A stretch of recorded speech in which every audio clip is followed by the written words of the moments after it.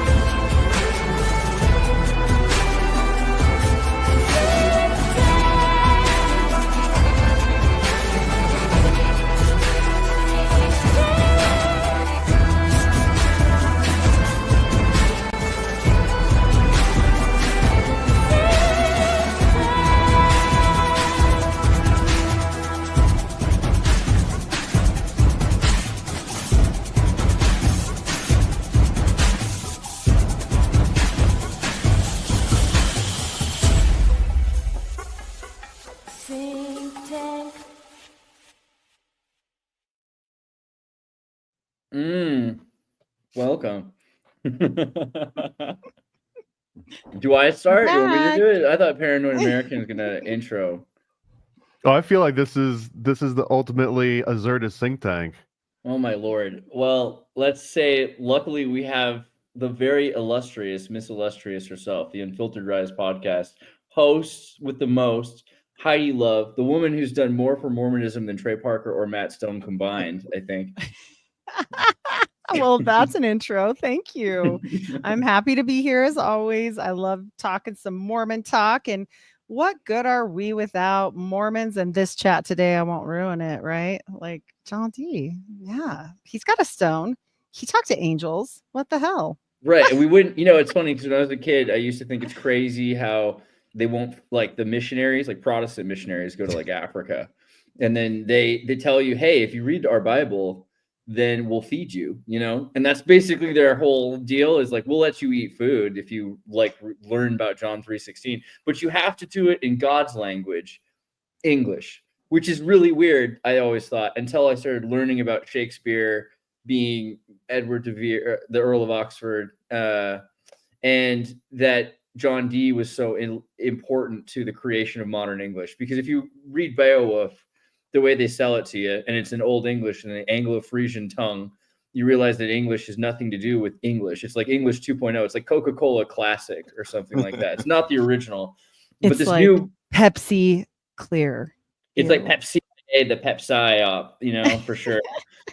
But there's this whole new English. We speak New English, which is the Queen's language, and it's not just the Queen's language. It's the Freemasons' language, and it's more than that. It's John Dee and Edward Kelly's synthesis of angelic tongues, right? Like John Dee created the modern English, or you believe what he said, because he said something different. He didn't say I came up with English. He said, I put my head in a hat and I use magic rocks, sound familiar? And then I come up with new way of speaking. It's not even a new way, it's Adamic. It's the Enochian tongue. English, the angels' language. We're speaking God's language. God being Adam, of course, as Brigham Young said. So there it is. And everyone that I talk to goes, what does John D. Rockefeller have to do with anything? I'm like, he was the cousin of Joseph, but that's not, we're not even going there today. We're talking about another guy, and he's so hidden, and it's so sad. Like, I mean, I'm not an occultist, but I sure do read a lot of books. And you're like an exoteric. You're like I know, I'm some weirdo. You're like the deculting. Is this in the capacity? I have a question, I guess. All right, you in the front. What do you have? Yes, you. Sorry. So Enochian, the language. Like the only time I can remember that I've ever heard somebody speaking Enochian is recordings of Aleister Crowley. There's a few of them. I have it on vinyl. It's a very hipster thing to say, especially if you're talking about vinyl with Crowley. But if you play it backwards, it's actually to Chicago. right, exactly. But I don't know, when you listen to it, like, it's, I don't know, like, if it's specific to like Crowley, but like his pronunciation is like, it feels very intentionally, like it feels like it's made to sound like sinister, or like we're like, because he talks that way anyway.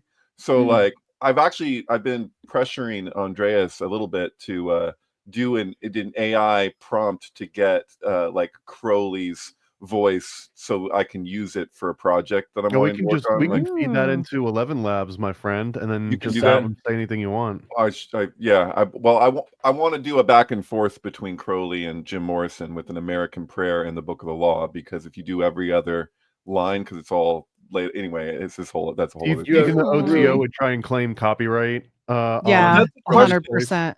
100%. Well, there's something happening right now, and we discussed it recently with Weiser. But see, this is the problem with me. If I go to discuss John Dee, no matter what, I'm just going to find any way that I can to bring it into Crowley, because I'm more familiar with Crowley than I am John Dee. Although there's some things to be discussed. One major commonality is like the Andreas and I have discussed many times. There's a great book on the sinking of the Lusitania and Aleister Crowley's role in that, and how like overtly that relates to John Dee's goings on with the whole Armada and the Queen, and how that all went down. So I don't know what direction we want to go today, but I would like to talk about the obvious stuff that we've discussed before, but I would like to go deeper into it, Heidi, if you're more familiar with the obelisk scrawling mirror thing and all that. I feel like it's also Sunday, so we have to talk about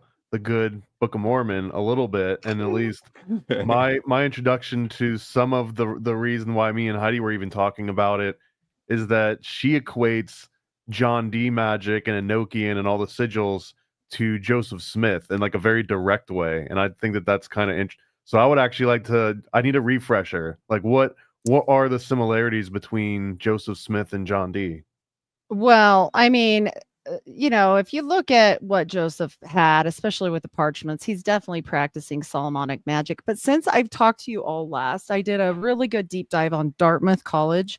They really like to obfuscate this. And it's like, wait a minute, there's so much going on here that this is like critically important, because his cousin from both sides, Professor Johnny Smith, worked at Dartmouth College, and he was a professor of not only languages, but the rare book stealer.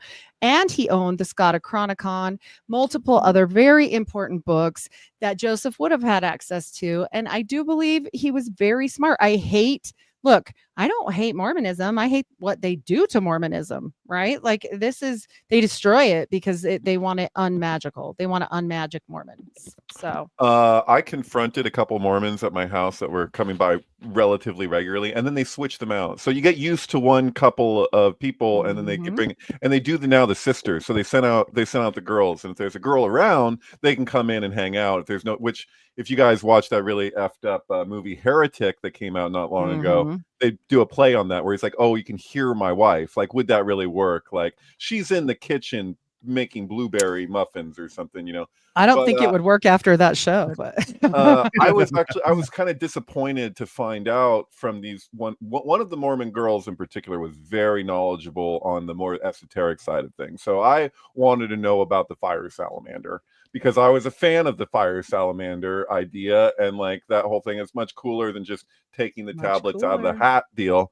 And I was told that not only how like that was made up, but like how it came. No, it wasn't. No, it wasn't. So they went off on me for at least an hour explaining detail by detail how that specifically came about, and I can't argue. They changed it. They changed it, but it was originally something like a toad. And there's an affidavit to back this up, a court document that backs this, and they don't like it. And I'm going to be devil's advocate here. I get crucified for it all the time, and it is what it is. But I dare say they set Mark Hofmann up to make that story a little better. I'm sorry to say. And they made him die. Yeah, or they killed people died over this, which is so you're arguing, just to be clear, that there's some validity to the story. It was embellished, changed. and then that embellishment was taken as a falsehood. Is that So like what actually was the real, and remember the time frame that we have here, and you have to remember the background, the real background of Joseph Smith and his family is from near Salem, Topsfield, Massachusetts.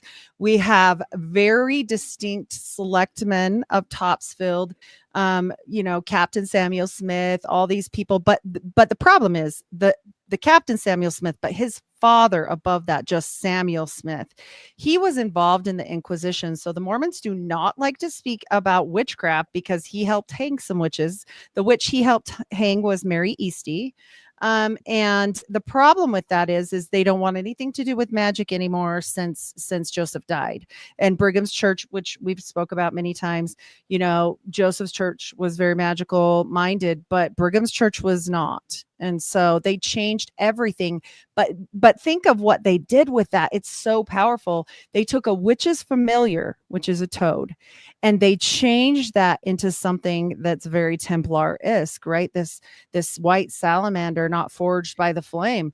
Let's get real. They made that nice, and they could have buried that in the vault, but they chose to blast it. I remember when this came out because I'm old. That they blasted it on the Ensign. They blasted it on all these things. The Ensign is the magazine that the church puts out. And I remember this so clearly that they kind of ran with it. And I thought, wow, that's really a weird thing to run with for the Mormons. Yeah. So Heidi, I'm still disappointed now because I brought out like the Manly P. Hall Secret Teachings of All Ages. Looked up, and they crapped and left. I showed them the thing with the salamander. I read them from multiple sections of the book when that comes up in the significance of it in alchemy, and I was like, I really like this idea. I gotta say, I was kind of attached to it. So you're kind of spoiling it anyway because witchcraft. You're saying it was a toad. Sorry. Yeah. Well, we gotta look at the picture I put up there because compare this white salamander. This is a regular white salamander to Pepe, and when you start thinking about the Pepe Keck connection, I think there's something kind of interesting there about Mark Hofmann's whole thing. And we probably should know a bit about Mark Hofmann because he was allegedly this great recorder and archaeologist, essentially. And all of a sudden, he's involved with the deaths of important people, and he's a creator of forgeries. And the idea that he was just up to a point putting out documents until they were trying to buy all the documents they could from him. The Latter-day Saint Church was trying intellectual reserve, which is, by the way, the Disney company of the Mormons. They own all of the symbolism for Mormonism is intellectual reserve. So intellectual reserve went and said, we're going to pay millions of dollars. Just whatever you got, we need more. And it's this weird devil's bargain. They're going to give him so much money. He's got to produce all these documents. And then they're saying, well, he's producing fake documents because he can't keep up with the delivery that we need 30 or 40 documents. And he's only got 12. So he has to produce more or something like that. And this person, who's it? The person that originally he killed, allegedly, right? It was someone involved with the documents, but the problem with him as well is what happens to him after the fact. But I'm going to let you finish first. I just wanted to remember the name of the guy. He supposedly killed. I'm trying to find it right here. Murder. William E. McClellan, I think, is the one. Or McClellan Papers. We don't even want to go there today. Yeah, I mean, essentially, there were a number of documents that he sold to a very wealthy Mormon, right? And then they say he possessed an unregistered Uzi machine gun pistol that he used to kill the person that was purchasing the documents. And they used this to lock him up essentially for the rest of his life. But all right, I want to hear Heidi's version of it because I think you have more to say. Well, I just know that so I have an insider that actually takes care of him at the prison now. And so I know that he is still there, and I know what happened to him after the fact. And anybody can fact check me on this because I fact checked him because that's what you do. And so he actually stopped speaking to the press. At first, he was speaking to the press. This is why we actually get the Lafferty murder case, and we get to know about Under the Banner of Heaven, which I actually met the surviving husband on the Lafferty case. And had a very in-depth conversation with him, but they moved forward and said, hey, we're Mormon, we'll speak to you about this. And he wouldn't. Mark Hofmann was like, nah, I'm done talking to you guys. And then we found out why. He had tried to unalive himself, apparently left in maximum security, unattended, not checked on for over 12 hours, and laying on his right arm, his writing arm. And I promise you, he will never forge again because it is now completely neurologically damaged. So after that, he shut up. Yeah. Heavy. It's interesting. That's all you can say. He could You still know. use the left side, though. I think the biggest part of being a good forger is just the left-hand will and the side. commitment to do it. Right. He might have been teaching himself some more things. Like, I mean, but doesn't surprise me that, you know, they've tried a couple times to say he's attempted twice at least. So I just find that very interesting, knowing that I work at a psychiatric hospital as a nurse. We have to check on them every 12 minutes and round on them and check their breaths. And I know that it's the same. It's not probably every 12 minutes at the prison, but it's often. It's at least once an hour. Whatever happened with Epstein? Anyway, I also want to say, like, it was confirmed by so many people before they said it was a forgery. He had like the most famous, not just Mormons, the most authentic. It was authenticated documents by some of the greatest document authenticators, right? Handwriting experts in the world, like Charles Hamilton Jr. And then the person from the Mormon Church who is from he's from the first presidency, Dalen H. Oaks. He's like, I think one of them, isn't he basically the next runner-up or something like that? I believe so. Prophet? He should be. Yes. He's the guy who's going to be the prophet next, right? Assuming all goes well. Assuming. And how are you spelling prophet? Wow. Easy. I'm a prospective member here. But I mean, he said there's no problem. Like, we can easily we can connect the salamander, this white salamander, to the angel Moroni. He said that, you know, that there's no problem that the words white salamander can be reconciled with the angel Moroni, because salamanderer might also refer to a mythical being thought to be able to live in fire. Well, it's an elemental, and so we're literally talking about like like it's like in a dream, the way that you'll have something that you're accessing, but your mind, with the power of your mind, is such that it will create an image that's like a delivery system. Like, it's like, how do you articulate this in a way that you can actually receive? And that's like the hierophantic task is one of that. You have something that's so abstract or so it's spiritual in nature that what is the receptacle to which you're going, that's something that can provide this information to you in such a way. So it's an intermediary kind of like representation that your mind can give you, was my understanding of all the elementals, obviously not just the salamander. But okay. These are 3 different books on the same thing, or these are? I believe it's the same book. They're different publications. The book with the stamp, is the one I've read, and it's really good. Okay. So I was sharing. You showed for a second, Thomas, the this pairing of Jim. This is crazy, but Jim Morrison's An American Prayer was written in a specific way, and if you look at the actual, like, there's like the scans of his own handwriting, you can see the way that it's laid out with these dashes. And so there's an image there on the side. So if you count these dashes, if you go through the whole thing, it's very close, like one off from the first section of Aleister Crowley's Book of the Law. And so I discovered that if you do, this is a Kabbalistic tool that's often used just with words and Bible verses, where they'll go every other verse in order to, like, it's related to, like, if you put your hands, like folding your hands in prayer, like, it's an interweaving. So I interweave the text. So here you have the King of Wands. Notice that there's the lizard behind his back and then the lizard by his side. So this is literally the Lizard King, right? And so, and then you have for Crowley, you have what's the first line of the thing is the manifestation of Nuit, right? Or however you say, the Egyptian goddess, that's the sky goddess that is infinite space, right? And then you have Jim Morrison is known for his celebration of the lizard.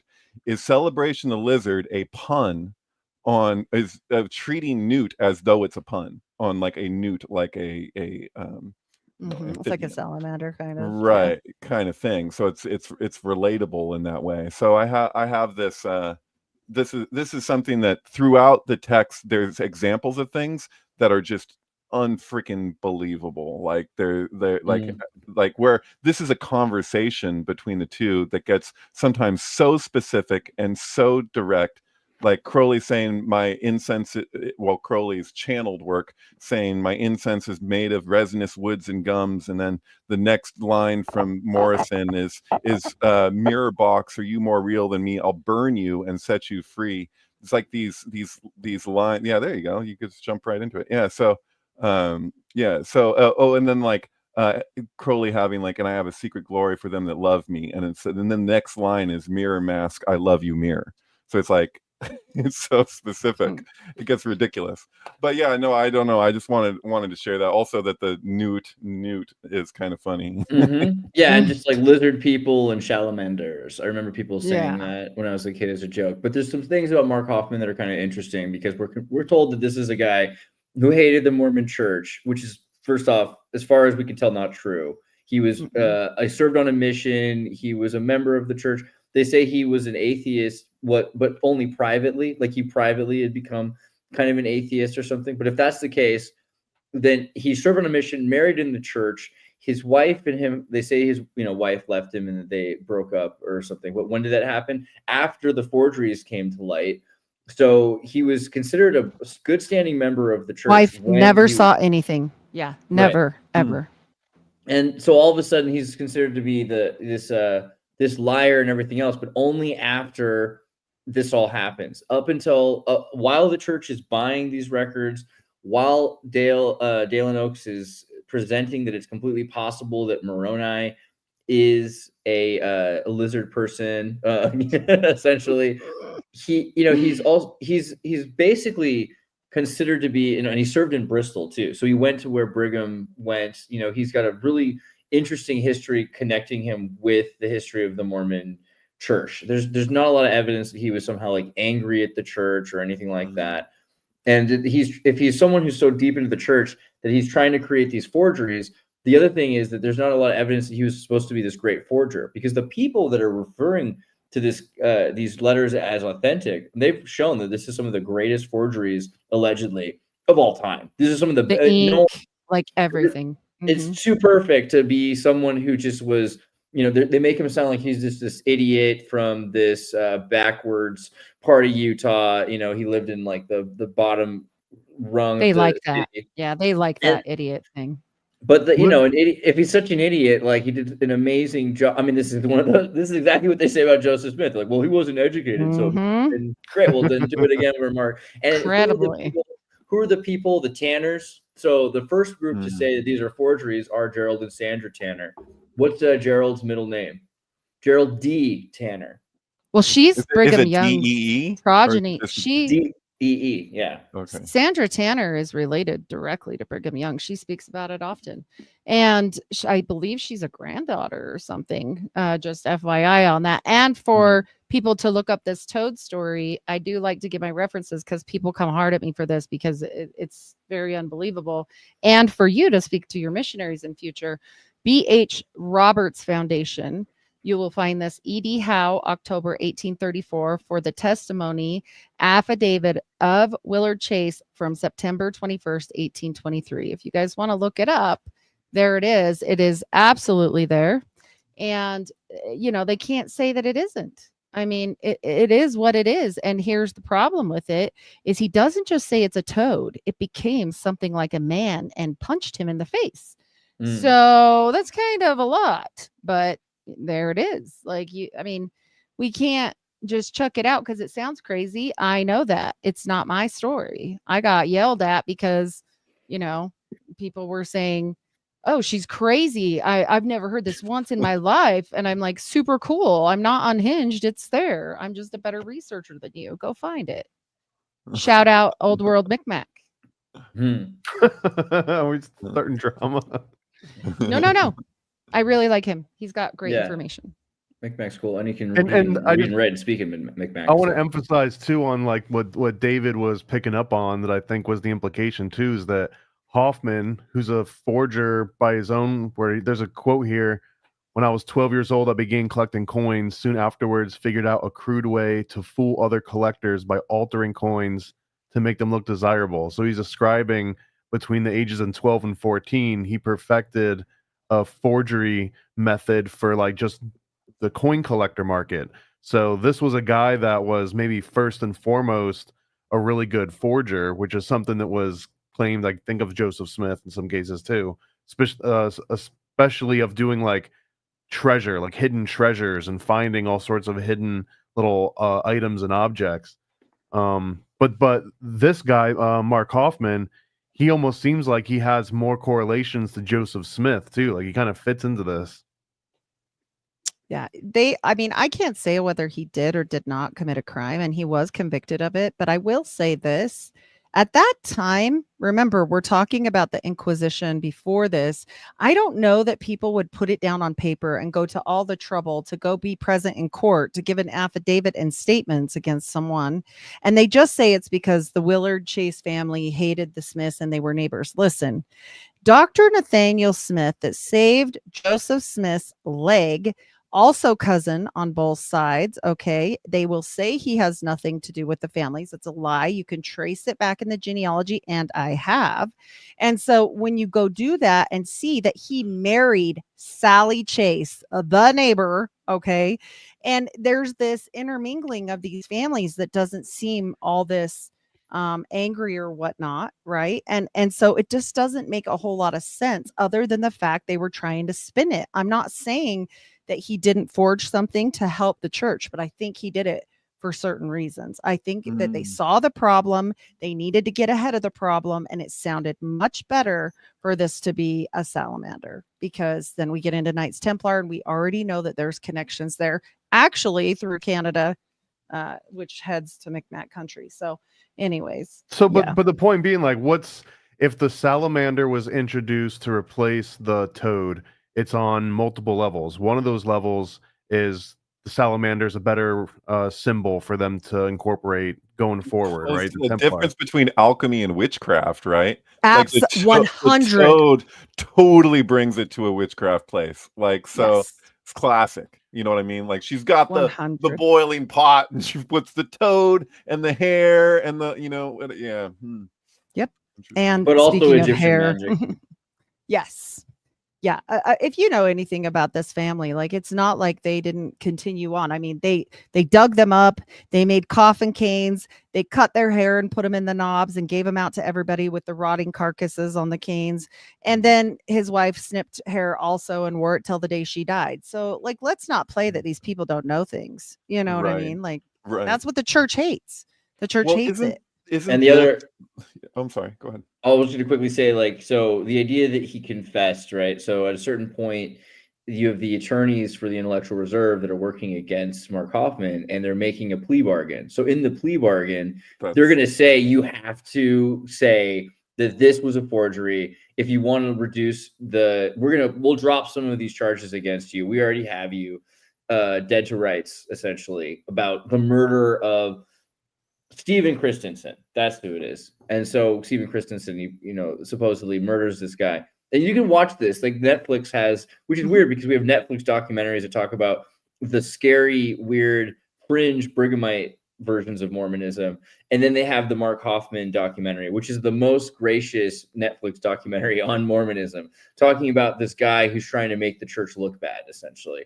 And so he's not saying that anything's fake until they force him to. Then he says, okay, I forged the letter, and he has people saying, okay, I have witnesses that he actually disavowed himself from the church. They're probably, I haven't found a record that says he ever left the church, and I don't know when exactly he would have been excommunicated. The church doesn't have a published record of that if they did. Well, Lori Vallow's never been excommunicated, so maybe they didn't. But you know who has been excommunicated is the Tanners, right? The Tanners both left the church, and so this whole thing is really interesting. But one of the things that Mormons are really good at is having money, and one of the ways they can show that they truly respect what you're doing is probably by giving you money. And they gave Hofmann ungodly amounts of money, right? And I feel that they say they didn't. Well, They say because they Is were this the one smart time and we're did we're it through taking a their word for private it? bishop. Yeah, Yeah, they they did have- it through a private bishop. But I'm just saying is that the second anointing is also one of the things that they bestow upon Yep. people that make a very huge. It's like getting 33rd degree in Mormonism is getting the second anointing, right?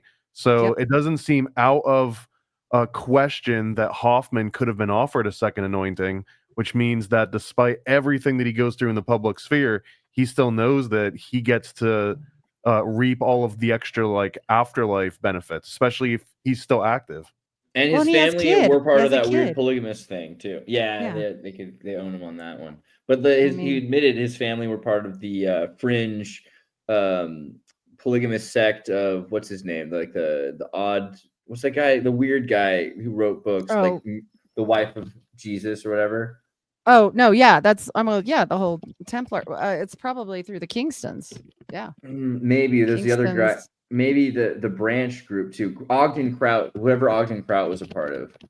Okay. I don't know if he's in the Kingstons or not. Kingstons are like definitely the richest, one of the weirdest groups of the Mormons. Super rich. Super. And yeah, they like marry their daughters to their cousins and everything like that. They're not the FLDS though. They're not part of the Warren Jeff, what's his name? No, Warren Jeffs Jeffs, is not Warren Jeffs. separate, but Kingstons actually believe they have the divine right to rule and that they keep their bloodlines pure by marrying and intermarrying. And then they got rich enough. And by the way, they donate to some really interesting politicians, but that's beside the point.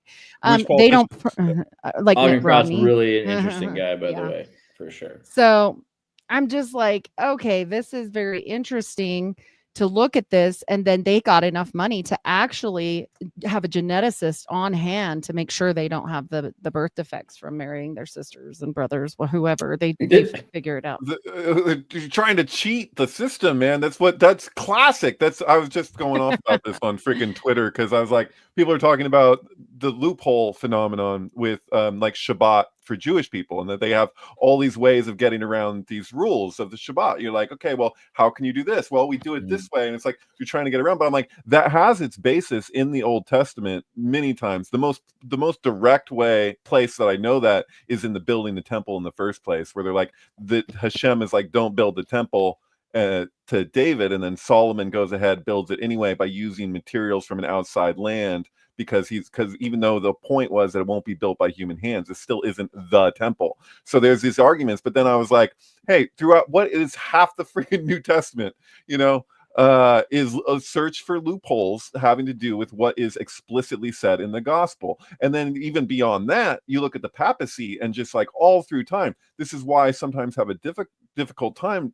communicating with like heavy duty Catholics, because they'll like negate something that's like overtly said in the gospel because this Pope 300, 500, whatever years ago made some correction to the thing, and then they're like, oh, but he said this, therefore whatever. I'm like, isn't the word of Jesus Christ the thing? Like, excuse me, but it's like we go there. But I wanted to ask, because I'm looking at the Seer stone thing with Joseph Smith, and I just want to know, like, what are the specific correspondences between what John Dee was doing with the Seer thing with the obelisk, like, because I've seen it in person actually at the British Museum, and it's not, it's there's the beeswax figures with the geometrical septogram and all of that, the two different ones. But apparently this was more of like a visualization tool too, because these are actually meant to rotate with each other.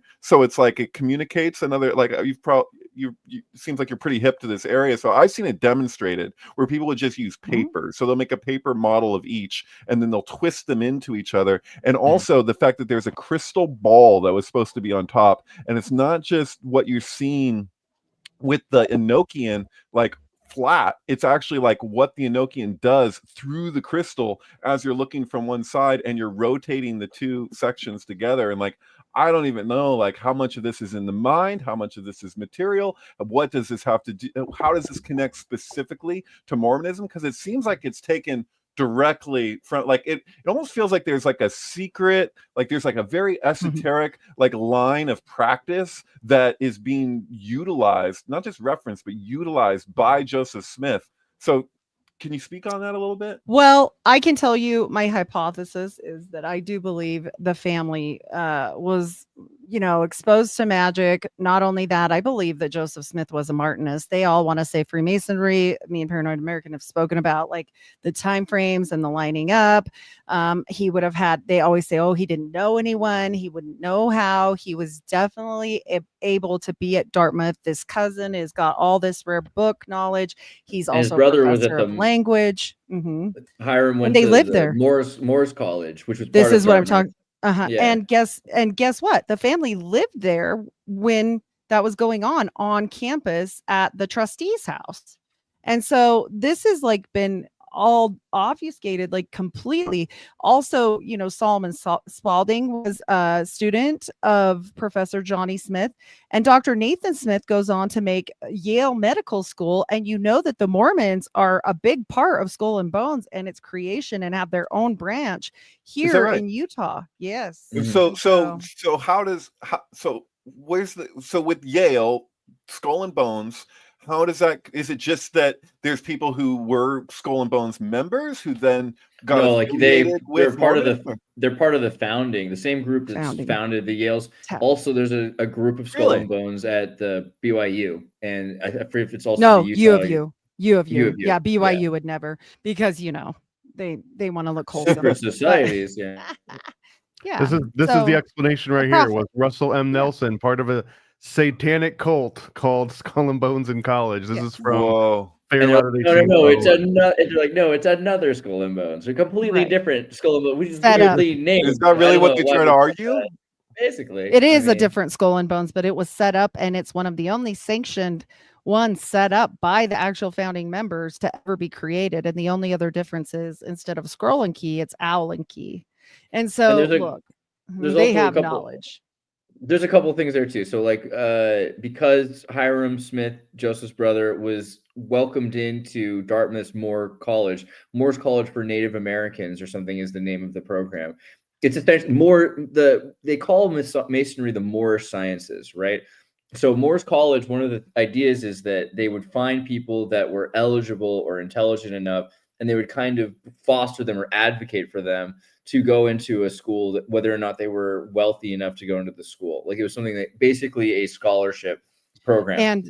And it was not created for Native Americans. It was created as priests to teach them to be basically priests to the Native Americans. And so these people that went there, I mean, this was like they had the same like classes, they were intermingled. It wasn't separate, it wasn't less than, it was just set up for a specific reason to go teach to the Native people, and that's it. And also the kind of ideal that they thought, well, we're the new American natives to an extent, right? Like we're the real Americans now. And this all happened in the 20s. So the 1820s is William Morgan's disappearance and the beginning of the anti-Masonic hysteria. So all of a sudden they have to hide Masonry, and they kind of have to shut down publicly a lot, because at that point everybody is so pro-Mason, but not But Joseph anymore. Married his wife, but that's fine. Yeah. What's later William Morgan's relationship to all this, other than to just say he picked up on it and then rejected it, or what? That his wife then got married to Joseph Smith of Spirit Sealed. Is that really what it is? Yeah, for real. Yeah, I'm learning a lot today. I like this. What the hell? What was her name, Heidi? Lucinda Pendleton Morgan. Yep. And she threw a big fat fit when Joseph died. P.S. And you're not supposed to do that as like the whatever wife you are. It's supposed to be number uno that gets to be like in black. And she showed up in black and was like hysterical. And it's all noted that this happened, like throwing yourself on the coffin. I'm like, oh boy, this is scandalous. Why am I getting like Marjorie Cameron vibes right now? What is for sure? For sure. Yeah, exactly. Because that's another big important thing is that these women were not like, if you think about it, you got one teenage bride, and if you're this blonde psycho occultist who's got a cult, you're going to marry as many hot teenagers as you can. And instead, Joseph Smith, I'm just saying, like Brigham Young, right? But like what Joseph Smith does is he gets these spirit sealings to all sorts of the like witchy women. Like look at the women that he's associated with. They're a lot older than him a lot of the time, like 15, 20 years older than him. They're super interested in magic. and divine revelation, and their spirit soul bonding. That's really what this is what the Mormons say to this day. It's like, well, he might not have actually even had sexual relations with that woman, quote unquote. He might have just been that he was spirit bonded to these women, and he really prayed. He wanted not to, like polygamy wasn't his idea. He didn't inhale, right? He did not have sexual relations with that. But this angel of fire came down with a fiery sword and said, "Bro, you better marry these women. You better do it." And he was like scared by the angel with the fiery sword. It's like, all right, come on, bro. Got my left hand behind my back. Yeah, exactly. That's exactly. He had to do it. I mean, it was forced. And just so people know, on the Skull and Bones founder, William Huntington Russell is the one we are speaking of, and not to put apart from the Huntington Relief Society, which was one of the first Relief Society presidents ever, specifically Zena Diantha Huntington Young, who was very important. And speaking of women that had powers, she was known to have the best outcomes giving blessings, because they used to give blessings anyways, when now they can't hold the priesthood. Matriarchal. Wait a second. I thought that Bruce Wayne's great grandfather founded Skull and Bones. I specifically saw it in the Adam West Batman movie where they say, sure. I heard he was tapped for Skull and Bones, and they're corrected. No, he founded Skull and Bones. So it wasn't Bruce Wayne's great grandfather. Wasn't that in the TV show? Not that was in the TV show. But yeah, Bruce Wayne probably a Mormon. Bruce Wayne's probably a Mormon. Probably. I mean, they always are. It's always Mormons. And so they always think it's that one 3-letter word we're not going to say because I don't want to get shut down. But it's probably not them. It's the Mormons. Babylonian. Yeah. But there's also something there because the women. Yeah, if you look at who he was bringing Joseph Smith welcomed into the church to be priests, you have black priests. There's even an offshoot for a while of black Mormons because Brigham Young doesn't allow them to stay with the church. But there's an entire group of black Mormons that are practicing African mysticism, which is why Joseph was so into them. He's like, well, you obviously know all kinds of stuff that hasn't been corrupted by the apostasy of the East-West schism of the Orthodox Catholics after the fall of Istanbul or Constantinople. And yeah, this is the fun one for me, is that they got kicked out. First off, Joseph Smith is a transhumanist blonde dude from New York City who goes through Missouri's Mormon Wars, where they start genociding Mormon kids. And they find out that they can go to Missouri and then Illinois, because there's a guy in Illinois who's a government official who says you can have this piece of land called Commerce. And they're going to turn Commerce into, all of a sudden, he's like, oh, I'm going to build this new Star Wars Episode 1 city called Nauvoo. Not Naboo, but Nauvoo. And it becomes the biggest city in Illinois. Nauvoo is bigger than Chicago at the time. And the person who did, and at the time, Joseph Smith starts running for president. And when he's assassinated, he's the first presidential candidate in American history to ever be assassinated. There hasn't been a presidential candidate yet who's assassinated before Joseph Smith. And he's running for president of the United States with good money, probably maybe because of Electoral College, potential to maybe even win, right? Things are changing because the Anti-Mason party are there, the Whig party are there, the Jacksonian Masonic Democrats are there. But the Anti-Masons join with the Whig party and create the Republican Party. And let's just say James Polk wins in 1844 because Joseph Smith dies in 44, so he can't run for president. But he's running on a campaign of abolition. He wants to abolish slavery. So you've got this guy in all the pictures of him. He's got a top hat, remember, because he's using a top hat to read with these stones. That's the key, yeah. Yeah, and he's got this top hat, and he's running on abolition. And he gets killed. He gets assassinated. Now, 15 years later, the guy who was in Illinois, who let them move to Illinois, to Commerce, runs for president with a top hat on a campaign of abolition. And his name is Abraham Lincoln. Lincoln. Me out right now. Abraham Lincoln. Oh, just wait till you start looking into the Society of Cincinnati. Shout out JJ Vance. Yeah, it's gonna screw you all up. You'll know it's all the Mormons. I always have to mention too that as the first American president, as the the guy that basically founded the newest Christian denomination that has been successful, at least out of all the different ones that have jumped up. But he also was killed in Carthage, and Carthage was Like supposed to be Hannibal. the final. He was supposed to be the final resting place of all non-Christian religions and gods and thinkings. And just the fact that Joseph Smith is married to the lady that was married to William Morgan, who exposed the Masonic secrets, and then Joseph Smith gets accused of exposing Masonic secrets and having ties to secret mystery schools and sort of like old world thinking, and then he gets sacrificed in Carthage in order for the rest of the American presidents to, you know, maybe run until Abraham Lincoln. Yeah. And who was sacrificed good Joe. in Roman Carthage? Hannibal, right, in the ancient Egyptian Carthage. And Hannibal means son of Baal, which means son of God, right? So the son of God, it's a little sync for you there. Why do you say Baal? Like Baal? Or what are you saying? Yeah, Hannibal. Hannibal was the general But who the fought against Baal the part Romans. of Hannibal is from It's Baal. Baal?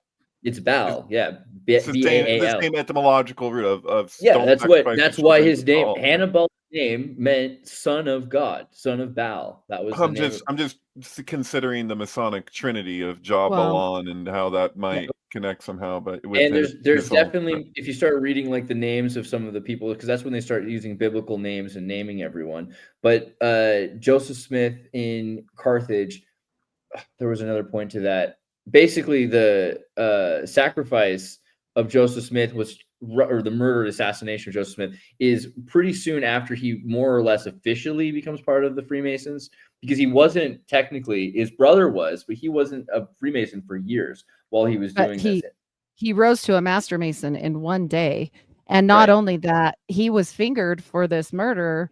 They fingered him in jail? No, I'm just kidding. That's the only way that you can get 3 degrees in one day. I mean, he was there with his brother. We know how Mormons are. It's all incest. But no, God. I don't know. What they did say is Good Joe from Vermont was implicated in the disappearance of William Morgan. So just saying. Does it? I'm sorry. Isn't this the thing that Trump always likes to bring up, and that people are like, "That's so left field." Hannibal Lecter. When he talks about Hannibal Lecter, the Silence of the Lambs. Silence of the Lambs, just to be clear, like whenever I hear this, it kind of reminds me of the YMCA thing, where the argument is that the reason why they keep playing YMCA is because Guantanamo Bay was originally a YMCA, and so it's like some kind of subliminal statement. Because the Hannibal Lecter thing, I'm like, dude, like if you know Silence of the Lambs, like they're in Memphis, right, Tennessee, but like the Memphis, Egypt. The amount of symbolism in Silence of the Lambs that has to do with ancient Egypt is like out of control. Like the whole thing, and like the thing they find in the back of the throat, the little bug that's on the movie poster, or whatever. That's not the name that they give it. Isn't the real name of the bug, but it's referencing when the pharaoh would die, they would stick this thing in the back of his throat, and there's a tool or whatever that they use to open his mouth to retrieve the thing. It's like the obelisk when they go, the shot of with the sun and the obelisk when they go to Washington in Silence of the Lambs, and the idea of the I think it's set in zeitgeist. It may have been one of the things that may or not be true, but it doesn't matter when you're dealing with people using symbolism, where they would say that who is it? Not Osiris, but is it Horus? Is it Osiris? The land, shepherd symbolism that it was associated with Jesus was also like hook or by crook is like associated with Horus or whatever. I forget how this works, but yeah. Anyway, no, I don't know. I'm kind of on a tangent here. But there's something correspondent of like whenever he says Hannibal Lecter, and I'm just like, is he like? It's like it's. I mean, we're talking about somebody. Were they foolish or were they genius? You know, like I don't even know. Like there's an association of the fool and kind of like the deity at the same time. So I don't know. It's possible that his brother broke his oath and was secretly telling Joseph, and his father might have broken his oath and secretly was telling Joseph things, gearing him up, preparing him, knowing things without keeping a promise of keeping it secret. And he says, but it's not until after his Master Masonry raising that he introduces the anointing ritual and starts saying, hey, this is what we're going to do. And all of a sudden, a bunch of Masons are like, hey, we seen that one before. He's like, you're not allowed to say that. You have to keep it quiet. You can't say it, because if you say it, then you're exposing it. he probably already knew anyways, because look at all the family members that were Mm-hmm. selectmen from Topsfield. Like, they are high up selectmen. So I'm sure that they passed it down, because even Lucy Mack Smith is in her letters joking about talking to Abraxas and Susang and blah, blah. So because it wasn't as big of a deal when everyone was a Freemason. And that's kind of the funny thing. Joseph Smith said, we're going to build a community. Like, because today Mormons have a thing where you're not allowed to tell people that aren't Mormon these secrets. But if you lived in Joseph's world, his Zion, the Order of Enoch, everyone was Enoch. If everyone knew all of the secrets, then you wouldn't have to keep the secrets from each other, because you'd all know the secrets. And that's kind of what America was like. I mean, not everywhere, but in these communities before the anti-Mason hysteria. Everyone was a Mason, then the whole town knew what was going on. When we say religion, it's really misleading. Literally, it was like, because what is the stated intentions of the roots of Freemasonry is to illuminate humanity. So like, there's this argument when it comes to like that, because there's like a secret that's like an open secret that is in the nature of reality or whatever, like that's the esoteric, but like revelation is to reveal, you know what I mean? Like, and so you can see that there's kind of a disjoint between people who like their secret clubs and like their secrets, and people that are just like, the real, you know, path is to just share and, you know, expose all the stuff that's hidden. So a lot of these lodges were actually pretty small at the time. You'd have hundreds of lodges, and a lot of lodges would have like 300 people. But by the time Joseph Smith dies, his brother being a big part of the Nauvoo Lodge, and there's several important, the Springfield, back to the Homer's Club in the Simpsons thing. There's the Springfield Lodge and there's the Nauvoo Lodge, have like 1,500 members. Some crazy, for a lodge at that time. They were huge. And there's a bunch of secrets that lodges hold. They have regalia, but there's a lot of question. Did Joseph have access to the secrets of the regalia of the lodge? And did they steal it? And this is a big thing. Did they bring it out so they could put it in the temple? And if they make their own system, right, then they can expose things. If they were as Freemasons to like try and expose them, they could lose their life in the process. But if they start their own separate system and replicate, his talisman was wrong. Yeah, I'm tripping out on the thing with the forgery, because like when you replicate something, like this is an argument that Brian Eno of all people used to make, where he said, if you wanted to recreate a Jackson Pollock, how much more difficult is that than to produce the Jackson Pollock? Like the amount of skill that goes into replicating something and then changing it a little bit how you want, you know, like that is a incredible ability. So, but if you look at Mormonism, I've heard this argument that it's like, this is like, oh, just an extension of Freemasonry. Is it? Or is it that they're replicating it with slight variations, the system of Freemasonry, and putting themselves into a position where they can share things to people who otherwise wouldn't have access to it? You guys are pointing out, including what would have been minorities in America, and like, and this whole like, isn't that kind of like the real American way, though? You know, like, his whole thing was that all these other churches were fractions of the real church, right? And so he had to take a little bit from the Catholics and the Orthodox and the Protestants and build the church. So it's kind of theosophical. The same thing with Freemasons. He's like, the Freemasons have some of it, but there's more to it, and I'm going to tell you the rest of it. There's been multiple prophets that say we are the only church on the face of the earth that have true Masonry, first of all. And second of all, he got his revelation from knowledge on the fall equinox, dressed in all black, talking to an angel, just summoning things with parchments, just like Martinists do. I'm telling you, there is something to this. The Martinists only do that in the spring and the fall, but here's the difference between a regular Mason and a Martinist is they're a practicing order, which I don't know, you probably already know this, but the practicing order part has been wiped off for the most part, unless you're in these little groups, right? He tried to integrate that again, just like John Dee would say, hey, we can have science and we can have mystic and we can put it together. That's very much a Joseph thing. Right.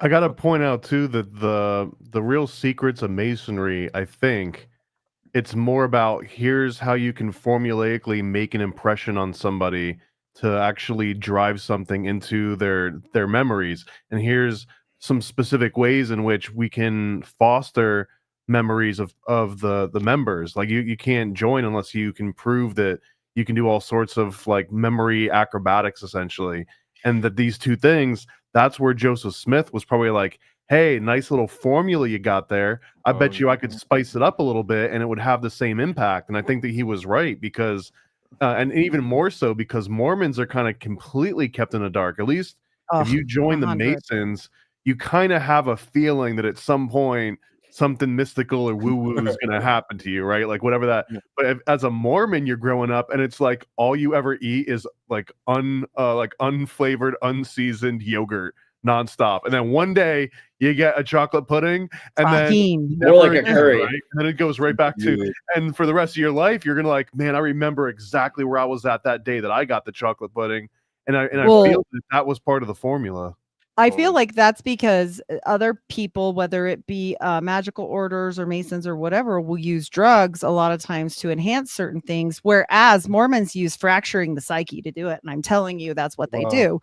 They do it by freaking you the F out. And I know because I was there and that's what happened to me. And I feel angry that I was lied to because I would never promise things. And like when I promise something, or I say something, it's not that I don't keep secrets good. It's the fact that they lied to me and made me take something on that isn't the truth. They told me this was about going to heaven. If they had told me just a little bit, right? Like you said, you don't know everything, but just a little bit beforehand, I know I would not have done that because I wouldn't have been prepared. But how are you supposed to be traumatized if you know what's coming? Right. You know? Yeah. We'll bring back the drugs. That's ridiculous.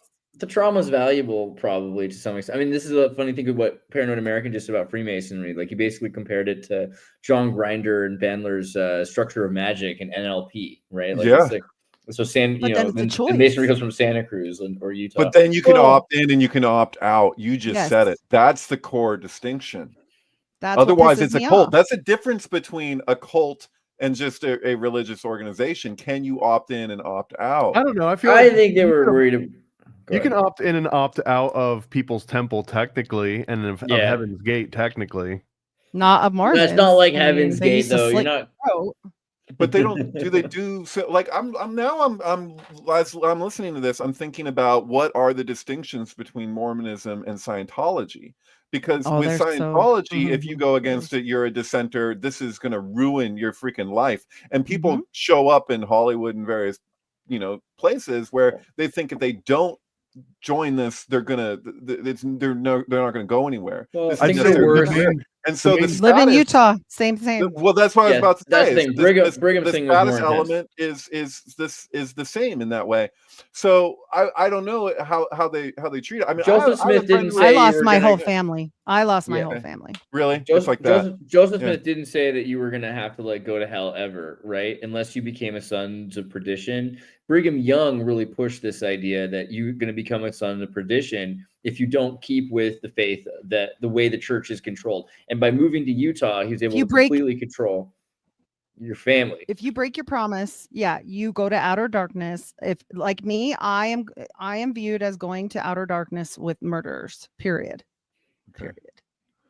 Because I broke my oath that I didn't even know about. Not even my grandma, not even my family would tell me what was going to happen. There's something called efficiency of breach, I think, in contract law. So you're probably okay. You're coming with me to X Church. Don't worry. We're going straight to Kola. I'll talk to these people for you. We'll talk to them. Okay. David, you were asking like, what's the difference between Scientology and Mormonism? And like, because I kind of see them in progressive steps. In my mind, the answer is 150 years because Mormonism was one of the first religions that acknowledged, say, like different animals or creatures living on the moon. Like it was a very forward thing. They were talking about planets, not in a classical alchemical sense. Although I'm sure Joseph Smith had that in mind, but they were actually talking like a sci-fi sense, like Amish Quaker, like around on the very, very sci-fi. And then Quakers are like horizontal government; they don't have any presbyteros, so they're all. He liked them, their CIA covers, like into. But that's exactly the point. It's like Mormonism was the first sci-fi-esque religion, and then I think Scientology kind of just doubles down on that, throws a little Crowley in, throws a little Jack Parsons in. But Crowley was super influenced by Joseph Smith as well. Like I think somebody thinks I'm kidding. Like they asked, "What do you mean I lost my whole family?" I mean every piece of extended family I have no longer speaks to me except my immediate children, husband, and my mother. That's what I mean. Wow.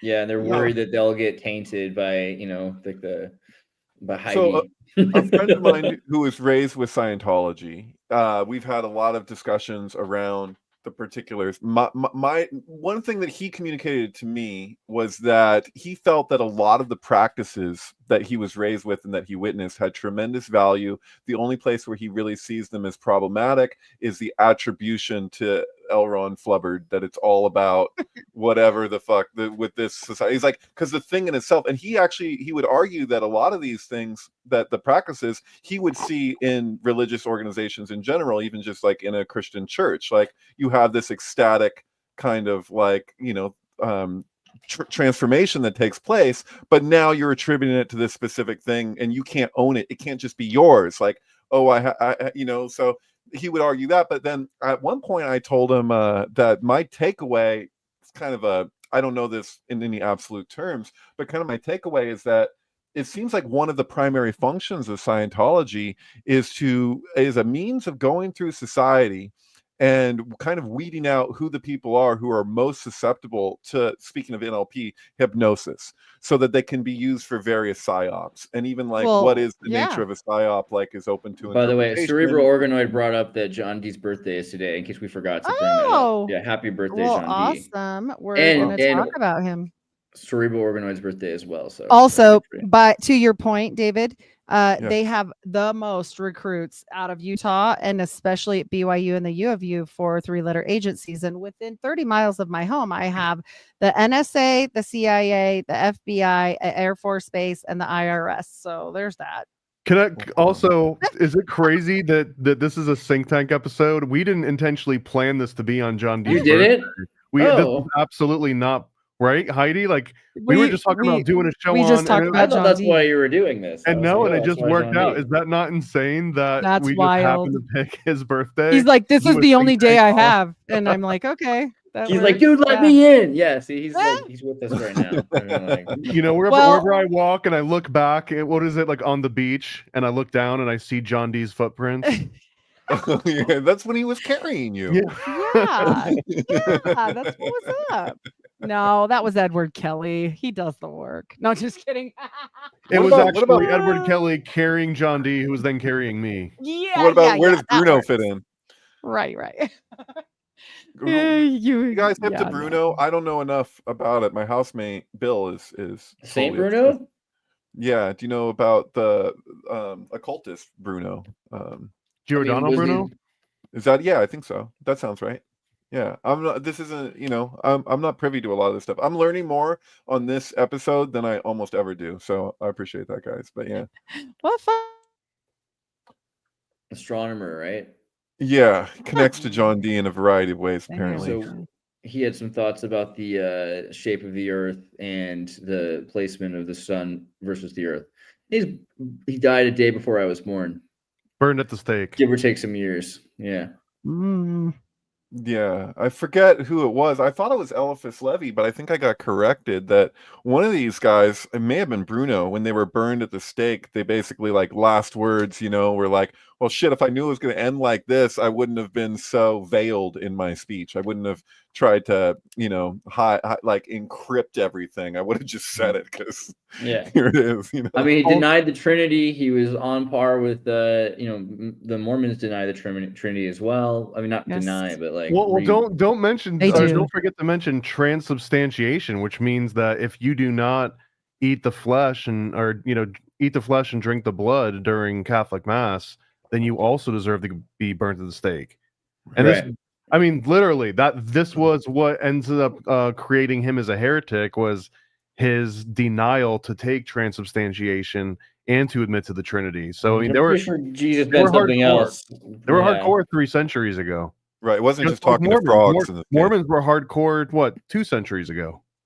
Well, and not only that, I effed around and found out, and I sent this to Paranoid American, but apparently if you're related to any English court, which I definitely am, I went on stupidfamilysearch.org camping like a dum-dum, and John Dee is my 16th grade uncle.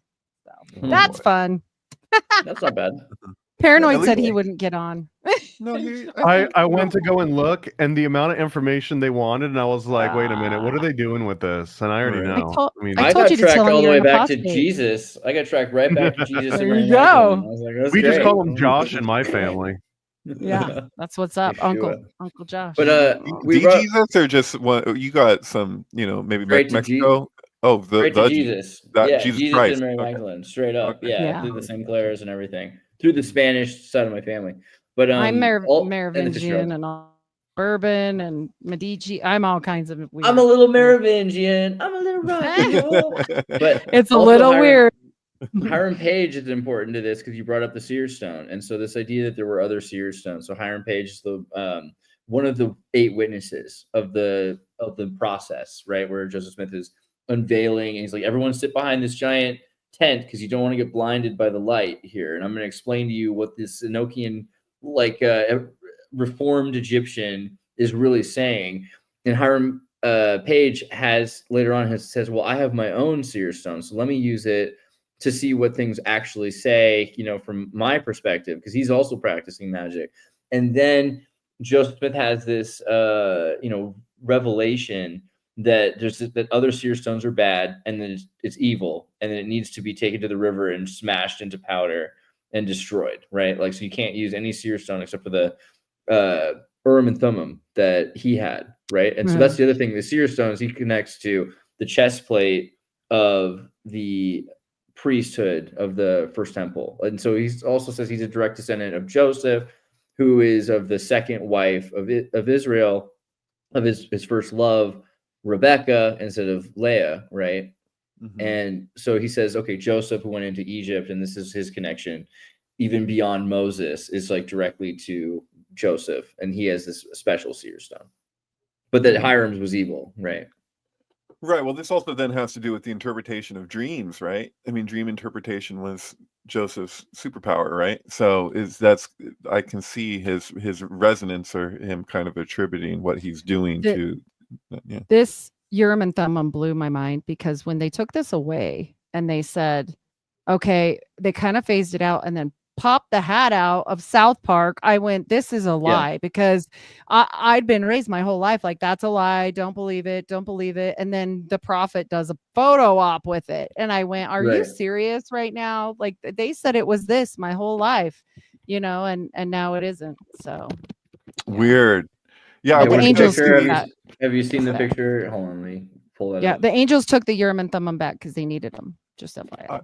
I saw the Matt Stone and Trey Parker's production of the Book of Mormon, and when I went out in the middle of it for a cigarette break, I'm talking to this guy, and who tells me that he didn't know what he was in for, and I was like, how you like me? Well, he's like, well, I'm from the place. I believe it was Africa. He was from not just the region, but he's like, I'm from there.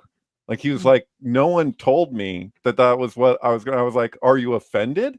And he was like, well, I would be, but they didn't say anything that wasn't true, or they haven't said anything that's not true. So he's like, I can't be offended at that, I was like, General Butt Naked is real, right? Yeah. And apparently Trey Parker went to Africa, to Uganda, to do research for the book. Not that he was trying to make it like completely authentic anyway, but it's weird. It is weirdly authentic. Well, wait, who was the guy you were talking to? A Mormon, or just from the area? No, he's not a Mormon. He just happened to be from there. Like, he went to this show, and we're standing there smoking, and he's like, dude, I'm tripping out right now, because that's like where I'm from, like literally exactly. And I was like, is that it? And then the friend who I went with, she had gone to see it prior, and she saw a bunch of like a row of Mormons who went to go see it, who were there near her.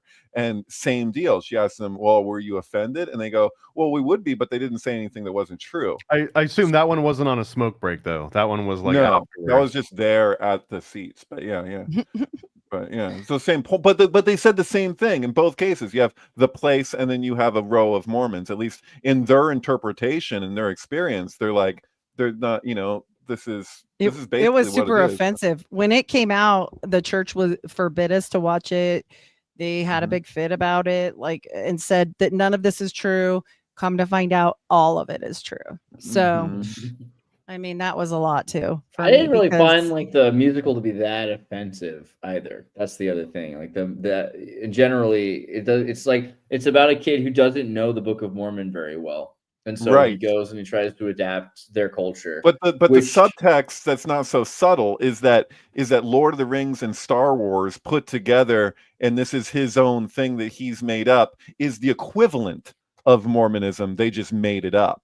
So it's like they're like, oh well, so Trey Parker, Matt Stone, that if you were to find offense in it as a Mormon, I would imagine it's the downplaying of its origin, saying, well, some guys just made I don't think he made it up. I think he channeled angels, just like John Dee. I'm not arguing. I'm not arguing. Yeah, that. no, I get it. That what would be the argument for somebody being offended by that production would be the implication at the end that they can start their own religion, because what's the difference anyway? Right. No, I caught it. I was making a joke. But I mean, the joke actually gets kind of weird, because when you're saying Lord of the Rings and Star Wars, these are things that one could make the argument that they're kind of channeled themselves from J.R. Tolkien, who was a Catholic, and George studied Lucas, the Cotton Codex. So well studied, and the what is the book, The Power of Myth, from Joseph Campbell, and all this kind of stuff. So you could say, oh well, it's taken from these other places. So the Lord of the Rings is from the Cotton Codex of Beowulf. Mormon would just say, oh, that's the way it's treated, like it's just an episode of South Park. They're just making it up and we walk away and it's just a big joke. We only really have the Beowulf. Deeper, you're like, wait a second here, Star Wars, Lord of the Rings, there's something to this, you know. Lord of the Rings is like we wouldn't have Beowulf in presentable form if it weren't for the J.R.R. Tolkien was studying the Cotton Codex and the Swedish library copy, which was destroyed in the Swedish-British War, right? And so all of that stuff would have been lost anyway. And so whether he's channeling it or also was really deeply researching Anglo-Frisian, Saxon, Indo-Aryan mythology to put that together. And the same thing with Star Wars. Star Wars has this weird Kabbalistic pre-First Temple look at Judaism for sure. Like the Udai, the Jedi, Yoda, all of these things are very Hebrew. Yeah, like the 12 parsecs and the Kabbalah, unless 12 parsecs, the Kessel Run. Run. Equivalent of theosophy, because he's taking Solomon places at once to build this thing, just like J.R.R. Tolkien is as an anthropologist. But like Yoda in Hebrew is one who knows. It's the same root as the tree of knowledge, da'at. You're like Yoda, he's one who knows. And then Yoda in Sanskrit, we've talked about this before, but it's so freaking weird, I gotta say it. In Sanskrit is a great warrior. Yoda, it's almost pronounced the same way. So you're like, Yoda, great warrior, Yoda, one who knows. What does Luke say to Yoda when he first meets him? He says, I'm looking for a great warrior. So he's looking for Yoda in Sanskrit. And what does Yoda respond him with? Wars do not make one great, making him in Hebrew one who knows. So he is both a great warrior and one who knows, because he knows that wars do not make one great. And he is a great warrior. So snap. Yeah. Anyway. It's solid. Mm-hmm. Absolutely. But have you guys seen the Book of Mormon in person? Or I saw it. You can find it online now from people who have just filmed it. I mean, it's not high quality, but at least you can watch it. I mean, that's the problem with Broadway productions, is that you don't get to see them recorded until 2020. They started recording them. And by the way, there is a movie called Yoda from 1992 about a savior who rescues a monastery from sorcerers practicing black magic. There you go. Perfect. That's pretty good. But do you want to talk about Dee more, or did you already get into Dee more? Yeah, let's do it. Yeah, definitely. Because so many people always say, really, they don't know. That whenever I have people ask me, like, what does this have to do with John D. Rockefeller? And I'm like, no. Well, I mean, in terms of just like having things sync directly in your memory, the one that I always remember of John Dee was that he was the cuck in the little like try sandwich between John Dee, Edward Kelly, and John Dee's wife Jane Dee, where Edward Kelly would come over, Edward Kelly would talk to an angel called Uriel, and then Uriel would tell Edward Kelly, you got to sleep with John Dee's wife right now, otherwise this transmission stops. And just, I guess he must have had a way with words in order to describe, hey John, this isn't me speaking, this is the angel telling me what to say. So don't be offended. And then this ends up happening. And this becomes Jane was way younger than John. That's a big thing. John was about 70, Jane was in her 30s, and Edward Kelly was in his 30s. So this 70-year-old is like, hey, 30-year-old, come hang out with me and my wife, and I'm going to sit back and let you do a lot of the stuff. I'm just going to describe some things. I'm going to sit back and watch while you do the... It's kind of like I'm going to... Why you make the baby. Why you make the baby. Because that's what happened. You know that, right? Kelly's baby. No, you didn't know? There was a baby from that. Edward Kelly. Yeah. Oh, Edward Kelly's baby. Yeah, you make the baby, Edward. I'm too old. Yeah, there was a baby from that whole fun time. I'm trying to figure out. John Dee John Dee is said to be a model of, and so in Marlowe's Faust, he's like referencing John Dee is the argument, but I thought that they actually had a relationship. I'm trying to remember who Marlowe actually connected with that was connected to John Dee. I mean, this is so like, these are all like, rich, influential occultists, right? They all kind of know each other and of each other at least. But do you guys, are you hip to that? I mean, vaguely. I did recently go to Leipzig, so I was just in the town where Faust. The other thing is, I didn't think about this, but Kelly and Keller, right? Because Keller is basement, so there's a basement there in Leipzig where Faust met with the devil, right? And that's supposed to be the town, and allegedly that actually occurred to some degree for Wolfgang von Goethe in Leipzig, right? And Leipzig's also where the war really ended. So at the end of the war, we think of like different places in World War II, like the final bombings and everything like that.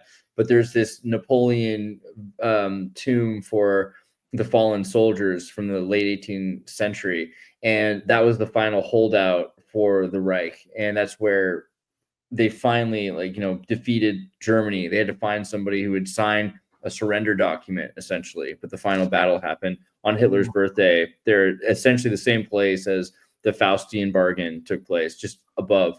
Okay. So here's the thing.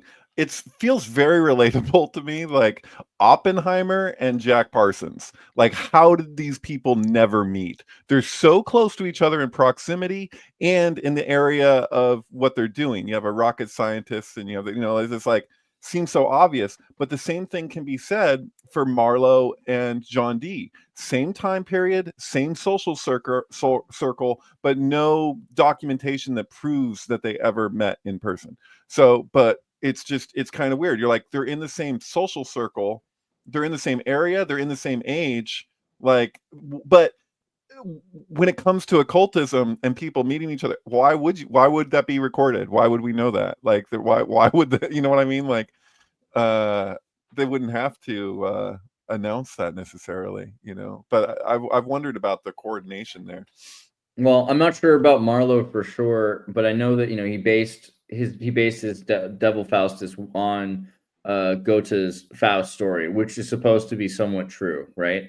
And Kelly did go through Germany, and so it's probable that he spent time at some point in Leipzig. Goethe's Faust story changes the ending from Marlowe, who initially wrote it, right? So the original. Oh, it was Marlowe first. Yeah. And it's actually kind of like tried to make it more rosy, like it doesn't have this eternal damnation at the end in the same way. He actually gets redeemed, and it's actually a more positive version, oddly enough. But yeah. And but the thing is that it includes, the original Marlowe version includes specific magical stuff, including the magical squares and all these things that John Dee would have been so hip to. It almost seems like he was his source, or one of his sources for being as accurate as he could be, but there's no proof that they met. So Marlowe based his version, though. So Goethe based his version on Marlowe's maybe, but Marlowe based his version on the anonymous story of Faust, which is written by a German anonymous author that comes even earlier. Okay. Well, and Kindy comes to play. Oh, Kindy comes to play for Dee, so as well. He was inspired by Al Kindy. So Historia von D. Johann Fausten, the chapbook, the first Faust book, a chapbook of stories concerning the life of Johann Jorge Faust, written by an anonymous German author, published by Johann Spies in 1540 in Frankfurt, in 1587 and became the main source for the play, The Tragic History of Dr. Faustus by Marlowe, and Goethe's closet play, Faust. So it allegedly is written by an anonymous author that came first, right? Far out. Yeah. Who is that anonymous author, John Dee? That's a good question for me, right? Oh, who knows? But Kelly spent time in Germany, right? And he got his ears clipped. That's the story. Oh, okay. Yeah. Huh. Weird. So and the ear clipping is the way that they would denote a charlatan usually, and just to throw the Trump reference out there. right. Oh, I didn't even do that one yet. Thank you. I like that a lot. Right. Well, we're on that tip because of the comic book coming up with the Golden Bough and Kubrick stuff, because the idea of playing in, like, looking at the archetypal fool and the green man as like the symbolism around it. Crowley makes the assertion that in modern times that would be represented as the quote unquote gangster boss. So we're drawing a parallel between like this, this figure that gets so imbued in the culture, who's actually supposed to be the one overthrowing it, but everything is so it's the one ritualistically killing the king and then marrying the king's daughter, and like doing this whole playing out this whole turning everything on its head and kind of like making the last first, so to speak. But because of the way that things have been set up, which is like kind of like all in these reversals, where instead of killing the king and having the humility to allow the trimming back of the royal tree, so to speak, because they insist on being so greedy and whatever, that we have to the culture itself has to experience the repercussions of that reversal, where instead of killing the king, they're celebrating the killing of the challenger of the king, and then being like, we got another year in power, midsummer sets us free, and then we have to keep going through this ridiculous cycle. It seems out of those people, it seems Edward Kelly could also classify as a gangster king, because he was rolling with some like royal connections, but he was also the bad boy. Like he would show up, you couldn't hide it. He was also known as the cropped philosopher, I think, because of the ear. So it was hard to mistake him when he came into town.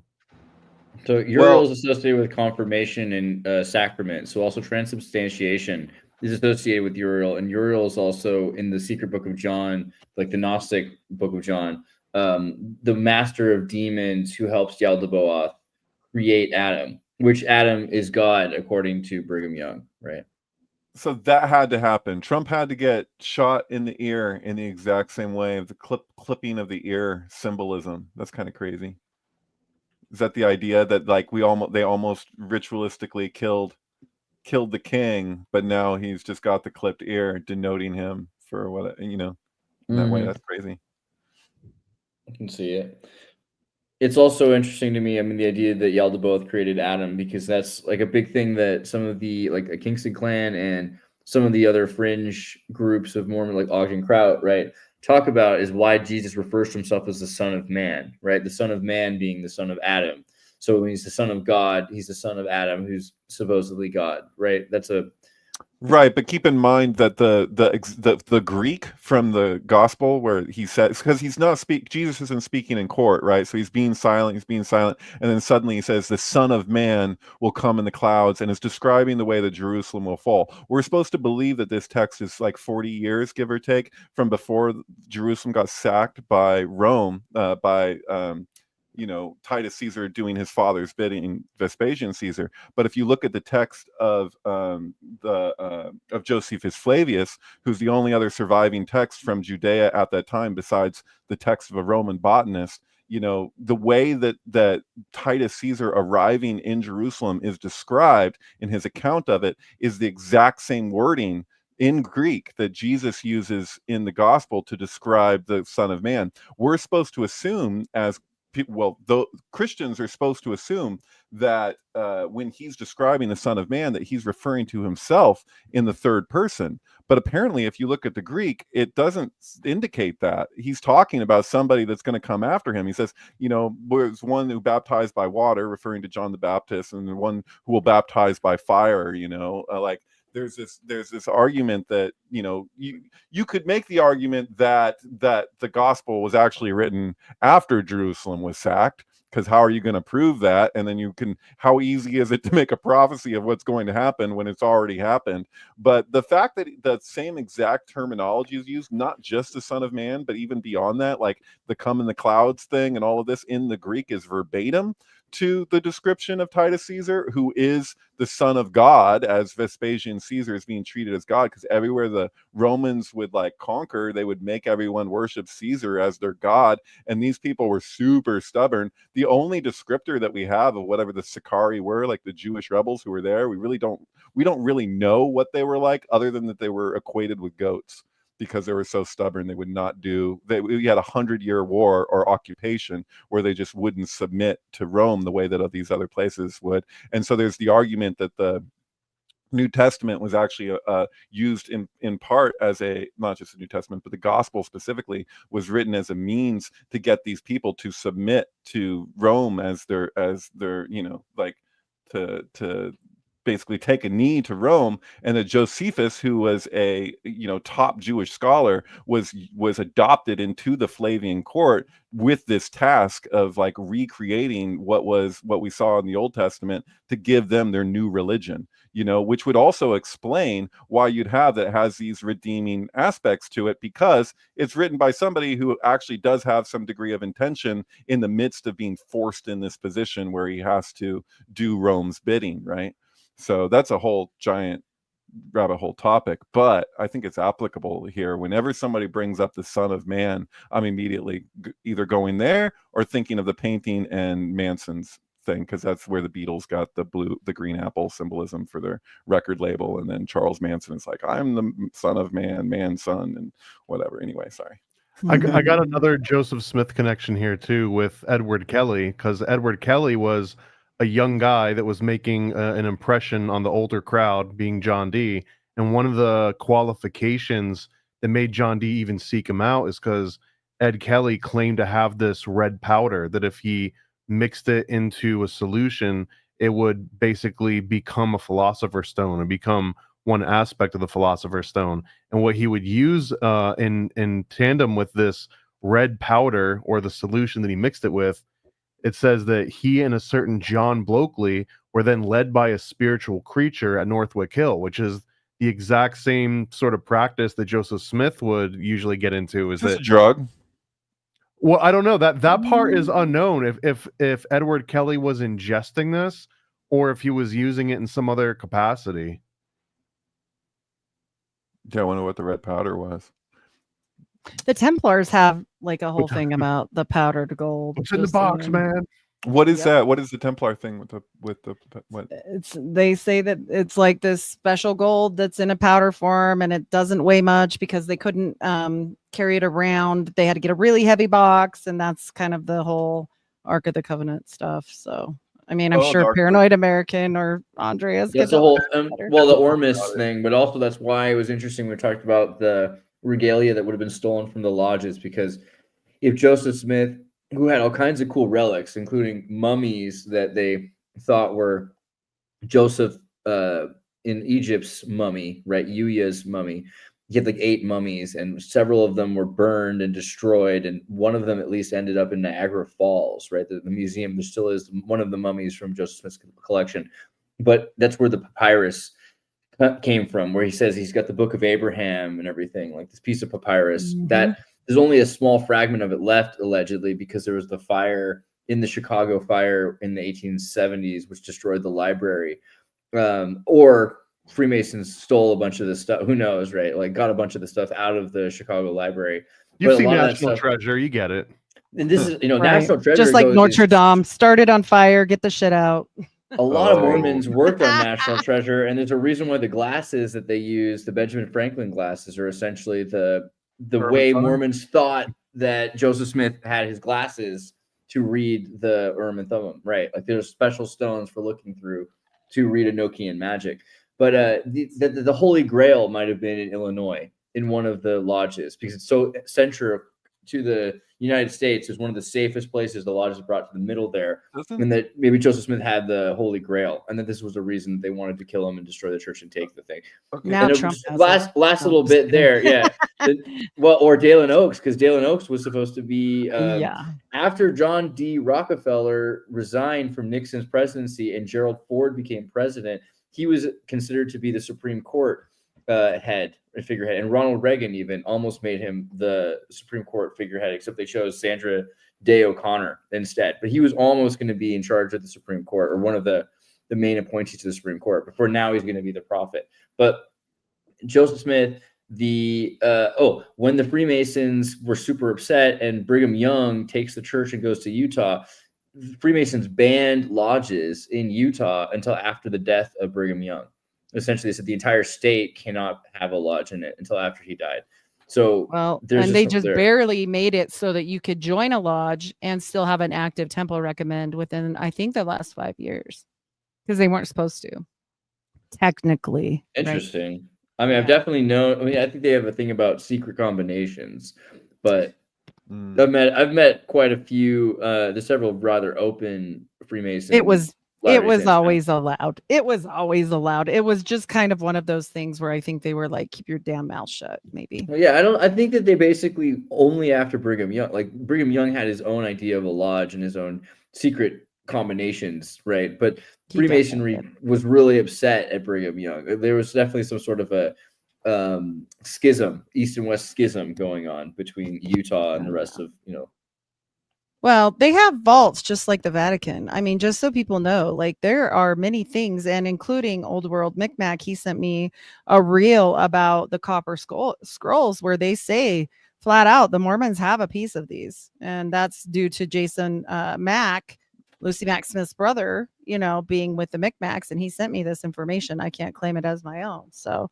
anyways, yeah, they have multiple things that I think are very important, not only for Freemasonry, but other artifacts and whatnot. So Hey, they you know what? just hide it. Something about your guy with the salamander story and the forgery stuff Mark and all Hoffman. of this.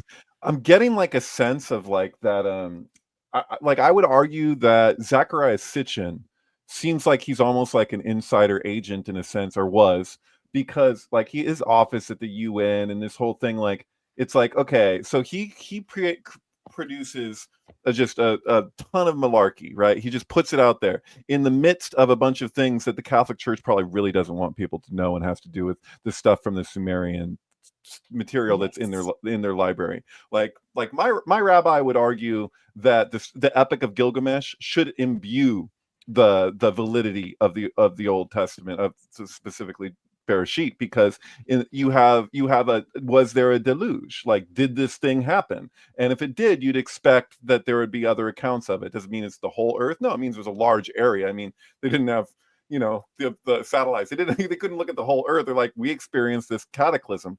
So, but I feel like that was his role. Like, and there's other examples of that. I like to say Kenneth Anger probably did the same with Hollywood Babylon, where they know that there's something here that people are going to be picking up on, and it's likely going to be exposed. So here we'll hire somebody, or Revelation of the maybe method they're just all in day. the service of, for their own religious reasons too. We're going to make it so that if anyone brings up anything related to this topic, they can say, oh, you're referring to crazy Zacharias Sitchin, so whatever. So like that's the real role of a disinformation agent in that way, is just to make it so that this is all baby with the bathwater included in this thing. So, but also you're talking about the Ark of the Covenant. Isn't it said in the Old Testament itself that that's the 10 Commandments and something, Moses' staff or something inside of there? What is the actual biblical argument for what's inside the Ark of the Covenant? I forget. You guys know There's that? also obfuscation, just like the Holy Grail is either a cup or a bloodline, right? Like there's constant. It's constantly, and actually there are quotes, and I'm sure Andreas knows this, that they say that the Mormon bloodline is that bloodline. And so yeah, or at least particular families within the Mormon blood, like not because everybody, not everybody. I mean, these are pioneers. that's what the Kingston Joseph clan Smith. though basically says, is that they're the bloodline. That they're, because Joseph Smith was from half Manasseh tribe and half of Ephraim tribe, so bringing them together, he was the perfect child, and that's a lot of why. Further up the totem than Moses, because he comes from Joseph's line, right? Yep. That's there's also some stuff there about like because we talked about Mark Hofmann earlier. I think we said that the church didn't buy his stuff directly, but there were some things that they did buy. It just wasn't the salamander letter. They bought the Anton transcript, and they also bought Joseph Smith III's blessing, the one from Thomas Bullock. The idea that the church was supposed to be, that Joseph Smith had assigned that his son, once his son Joseph Smith III was old enough, that he should be in charge of the church, which was a major contention because Joseph Smith's son and wife, his first wife, Emma, did not go with Brigham to Utah. They ended up staying behind. And that's where eventually the reorganized church, first you have the Strangites, right? Which was a group that said that Strang was supposed to be the prophet of the church while Joseph Smith was waiting in interim to grow up. His son waiting in interim to grow up.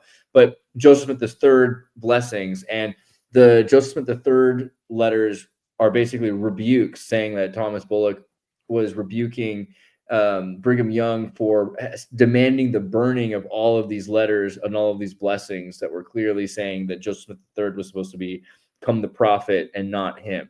And saying, but what's interesting is he didn't actually make it look like he was super upset about it. He basically said, like, I'm not going to destroy my copy of this. Like, I'll accept you, Brigham Young, as the successor because you did look like favorably, like the light shined through you and we all saw you to look like Joseph Smith. So we're all going to believe that God basically put Joseph Smith in you for a day instead of Rigdon. Instead of Rigdon. So that's the funny thing. Joseph Smith didn't have 30 kids. He did have like a few kids that died, right? A lot died. But yeah, and so there's a whole thing there. A lot of people want to say it was sacrifices. His firstborn, his dad's firstborn. They're all Saturn. But another one. I don't think that many of them survived. There's basically Joseph III, a couple sons. One went crazy. He had a daughter. Yeah, he also had two adopted kids, right?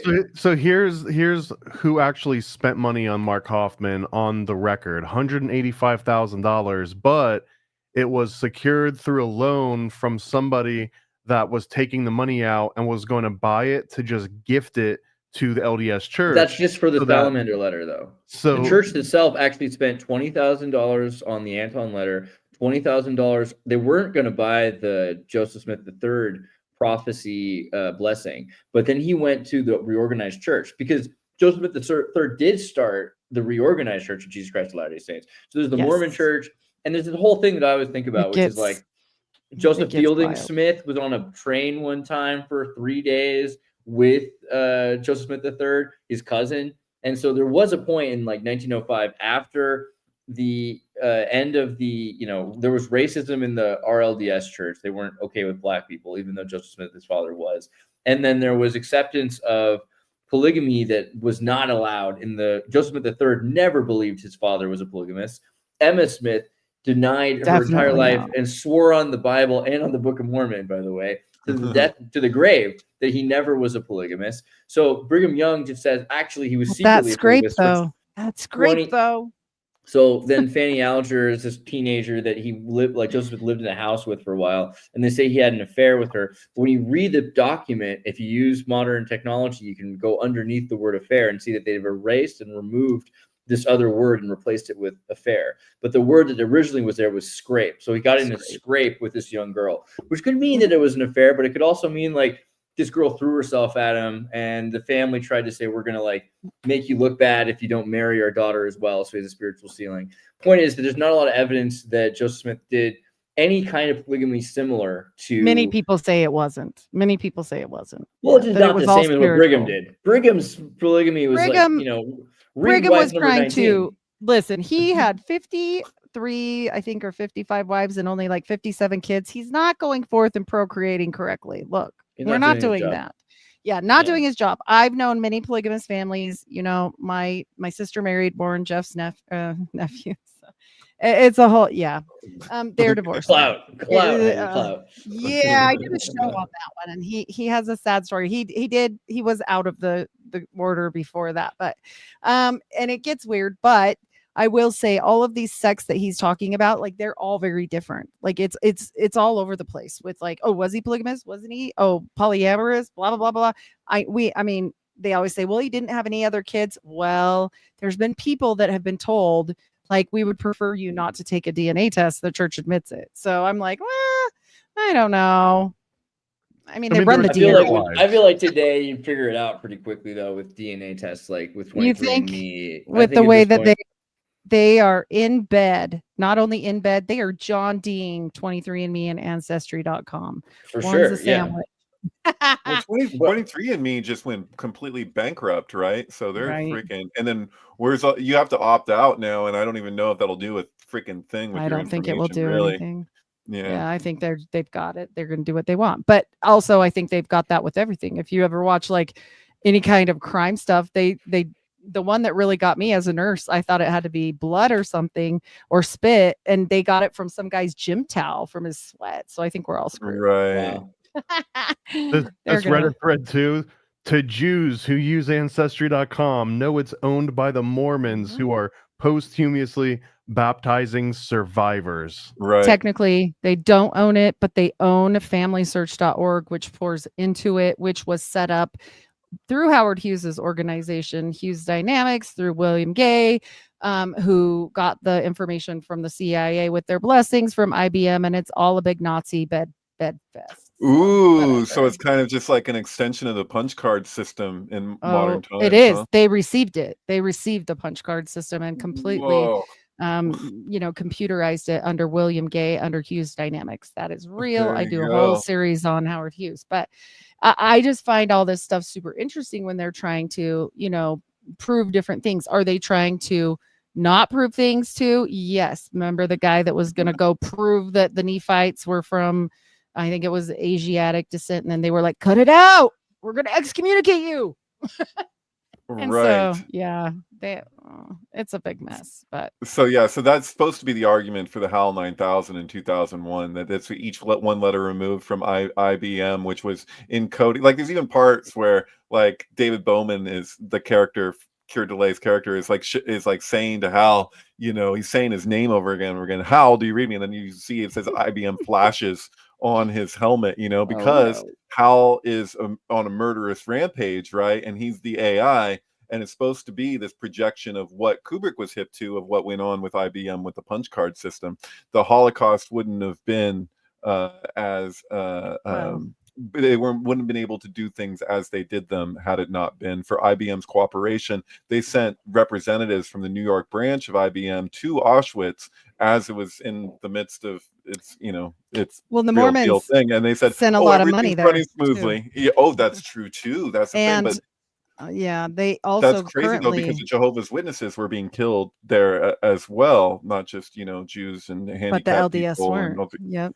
Right, but the LDS were not, and I've always found that kind of peculiar. Why? To this day, Bill Gates, Microsoft is their number one shareholding, and Bill Gates is the number one farm owning, person here in America. But number two is the Church of Jesus Christ of Latter-day Saints, and currently, like I said, their number one stock holding is Microsoft, and the others are interesting as well. But then when we see, them procure these IBM different things, right? Like we see them talking with IBM and having this like grand relationship, and guess who's on the board of IBM now? She technically doesn't work there, but that's Bill Gates' mother. They always skip on the mom and go straight to the dad because he's Mr. Eugenicist, but also Mommy Dearest was on this board. And so when we look at all this, you have to understand, before 1978, this would not have been against Brigham's church. Now we're talking about Brigham here.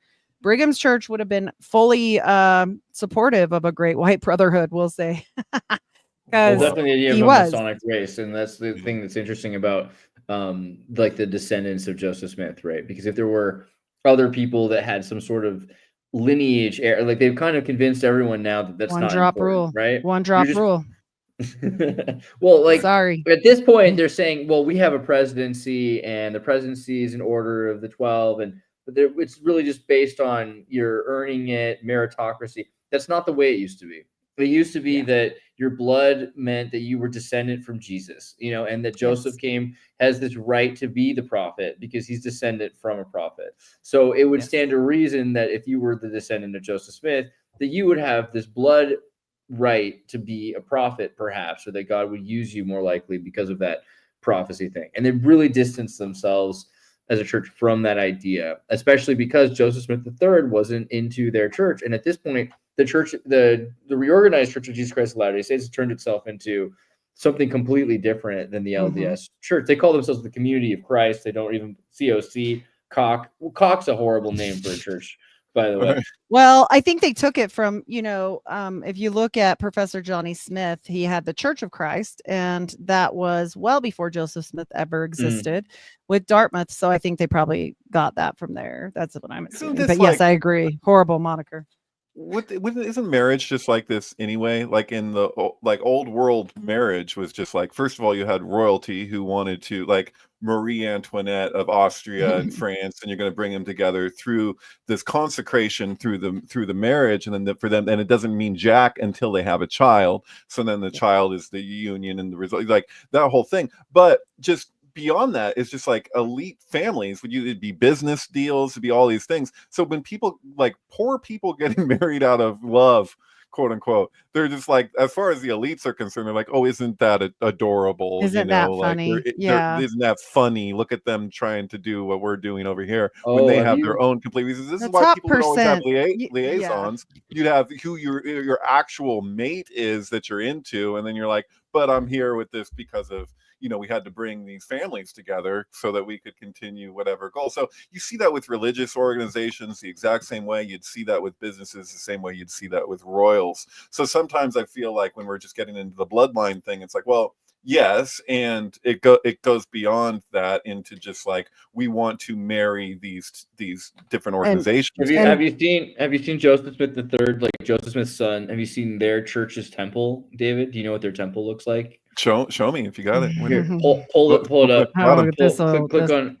The church procured it, right? Didn't the church procure it a couple years ago? No, they didn't. They don't have they have the old temple. This is I've seen this before. Yeah. Isn't this crazy? This right. is like, so literally the not the Fibonacci, but what is that? Well, they kind of say it's connected to this Fibonacci, but I see very much like the Tower of Babel. That's exactly what I see. The spiral cake thing up to the top, to the spire that goes to the top. Right, because the effect is supposed to be a one of, oh, look at this thing going disappearing off into heaven. So it's not really just visually. It's not just supposed to be this height. That's like, it's literally going into infinity. Yeah, totally. Yeah, that's crazy. Right. But the LDS don't control this temple yet. This is still controlled by the Community of Christ, right? Which is the offshoot controlled by Joseph Smith's son, right? Did you ever another one? The Nauvoo temple they did just buy. That's true. That was last year, which is the old temple that's been rebuilt, right? Because because Brigham Young, well, you can't say Brigham Young burnt it down, but it burnt down.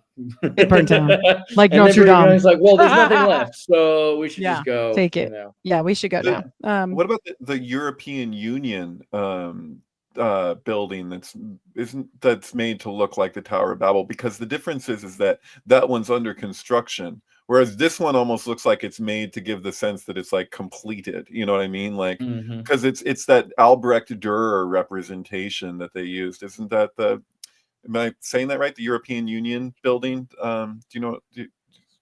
Pull that up if you can. If you put it side by side with there you go, with the Albrecht Dürer. Right, the Strasbourg Parliament. Yeah. So it's like it's not completed. It's like missing the headstone, and more. But that's a big distinction. Okay. Oh, the EU Parliament. There you go. Yeah. Right. Okay. It doesn't have the finishing touches the way that the COC does. And there's another thing. If you go to Nauvoo, so the other thing about Nauvoo is they did the Independence, Missouri, just south of there. They wanted to be in Independence, Missouri, because they said that is Adam and Eve. Oh, this is the wrong page. I think I closed it here. Hold on. This picture right here was the temple, the original Nauvoo temple. Showing the screen of the pentagrams on it. Well, first there's the sun. Look at the interesting face of the sun there. And this is the fire. It burned down. And this is what it was left looking like the fall of Carthage. And Then they rebuilt it. It reminds me of the ziggurat. Is that what it's called? The thing in Babylon that was like the. Speaking Here's the of downward pointing stars. You see, he's talking about all the stars are downward Downward. pentacles in Iraq, Between right? sun. Oh, yeah. So there you go. There's between the sun pillars, right? And But it's really fascinating on the inside too, because they had like an upstairs for doing temple rites and worship and all these weird practices, right? But the way that it's positioned, like I would like to see this directly from above, because it looks like, you know what, in Iraq, that structure that's not exactly a pyramid, but it's pyramidal, and that you have this rectangle and then you have this square at the end of it. Ziggurat, is that it? Yeah. So if you see it from above, though, you get more of a sense of it. But yeah, it's reminding me of that. It does look a lot like a ziggurat for sure, and you can see the first temple floor plan, right?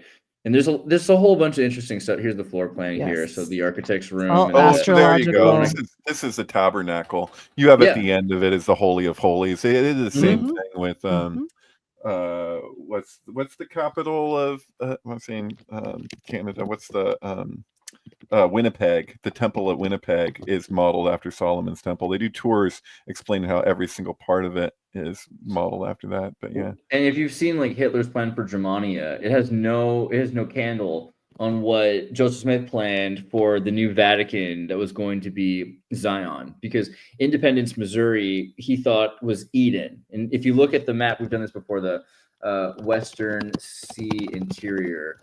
This is something I always thought was very interesting. If we look at the Western Interior Seaway, well, right there between Utah and Missouri is the coastline where they say that Adam and Eve came out of Eden, and that Eden was here, and this is like a Lemuria kind of thing, that they went into Africa, into particularly North Africa, into Egypt, that's where that they ended up. But that out of Eden was in Missouri. And so they were returning to Eden when they went to Missouri. You're not talking about John Alexander Dowie. Are you talking about there's Zion, Illinois so John Alexander Dowie was like in a magical war, right? Like he wanted this, like there's a crazy alternate timeline where the Jews, instead of going to Israel, actually set up in America in Zion, Illinois. And so this is so related to everything we're talking about. I'm surprised he hasn't come up more. Originally, so we should look at that for sure. John Alexander Dowie, yeah, look him up, yeah. But, yeah. There we go, right there. City founded in 1900. So John Alexander Dowie went to Illinois, but originally the plan was Zion. Zion, Illinois, isn't that far, by the way, from Missouri. It's actually like pretty. That's the reason that they ended up right after. But Missouri was where they were experiencing the Mormon Wars. Mormon Wars were Missouri. The Mormon Missouri War, when they were genocided. Basically, the government said, we don't like these Mormons, and we're going to kill every man, woman, and child. So they had to leave Missouri. That's how they ended up with Abraham Lincoln in Illinois. They had to leave, but they wanted to be in Independence, Missouri. And that's where they originally thought they were going to build this giant city of Zion. And Zion was going to be this crazy, huge city that had temples every direction. And there would be temples to worship in, but temples to do science in as well, like Babylon. There'd be the temple of math, the temple of the stars, the temple of, music. It would just been a giant grid full of temples in every direction. So I think Dowie came after this and probably had the same problem in Missouri and ended up creating something very close to it. But Independence, Missouri is where today that strange Community of Christ temple is. And basically, if you take a rock and you throw it in any direction, you're going to find a different schism of the Mormon church. There's just 30, 40, 100 different versions of the Mormon religion because they don't accept Brigham Young that are all in that area. But it was supposed to be the Vatican of America, where all of this regalia was going to be stored in dozens and dozens of different temples. And the street design, we'd have these huge wide streets in every direction, this perfect grid. The plan that Joseph Smith had for this city was just completely unparalleled, and they could never do it. So now what you have is called Temple Lot, and Temple Lot's where the temple is supposed to go. Let me see if I can find the map for you. Somebody in the comments says Missouri Here. is how you say Egyptian in Arabic. Missouri. Oh, that's interesting. Yeah, because I was thinking of Chem as the red earth when you're talking about the red powder earlier and with Kelly, but I don't know. Yeah. Well, So this is that temple was the lot. alchemist's powder. Yeah. This is temple lot, and you got Stone Church, you got the Church of Jesus Christ of Latter-day Saints, the main intellectual reserve church, has control over a lot of the territory. They just don't have control over the Community of Christ temple or the Community of Christ auditorium, but they've paid a bunch of money to keep this up, basically, because they want it back. And their whole thing is that if they, and Jacob Isbell's talked about this as well, that they were supposed to establish Zion here, and because they didn't do it, they're forever in apostasy. The church itself, this is something that the Latter-day Saints really don't like to hear, but that is it section 132? Is that what it is? Or is that later? Polygamy? No, it's earlier. D&C. Maybe we have to get, maybe it's 130. You called it though, Heidi. Like, Polygamy. 132 is the one on polygamy for sure. But there's one that says we have to build in Zion or else they're going to get in trouble. If they don't build the temple, they don't do exactly what God asks of them, then they're going to be forsaken. And so we're always in trouble. You're always in trouble. It's not a forgiving thing. Well, this is like someone broke the vase at like the party while the parents were away, and you got to like rebuild it so when mom and dad come back home, they'll notice something's awry. Yeah, we got to get that. You just said it, dude. That's the Tzimtzum. There's two schools of Kabbalah. There's the Bereshit school and there's like the Ezekiel school. And you're like referencing it as a perfect allegory what the Ezekiel school is, with the breaking of the vessel. That the vessel in the beginning was all whole and everything was attached. We're trying to put it back together as best as we can. Talk about a forgery, right? But it's like it's the thing itself still, I guess. But it's like that's their whole deal. Is they're like everything's been fragmented. We got to bring it back to get to that as best as we can approximate that perfect original structure, So so not to make parents mad. Yeah. The church though today basically says that they no longer have to build the temple. It's no longer like the most important thing. Where it was, they consider it the most. I think it's Doctrines and Covenants 57. I think is the one. Okay. The revelation received by Joseph Smith in Jackson County, Missouri, designates the Independence as the center place of Zion, and specifies a spot for the temple. Behold, the place which is now called Independence is the center place, and a spot for the temple is lying westward upon a lot which is not far from the courthouse. The Lord commands the saints to purchase the land for the temple in the city of Zion. And I think it's 58 that says, it warns that if you don't be obedient, you will lose your blessings, right? So, for verily I say unto you, my law shall be kept on this land. Who am I that made man, saith the Lord, that will hold him guiltless, that obeys not my commandments? The revelation also instructs Rigdon to dedicate the land to the temple site. So basically, a lot of people say, a lot of the reason why there are these schisms, they say, well, they didn't do it. They should have done it anyway. They should have basically fought to make this happen in the Valley of Giants, right? And Gog and Magog. And instead they were attacked by Missouri's governor, who was again murdering these kids, and the Missouri governor was a Freemason who was super against Brigham Young and Joseph Smith. Right. And they were worried. They had more Masons and Mormons like together than they had Masons in multiple like areas. Like the Mormons totally outbred them, literally.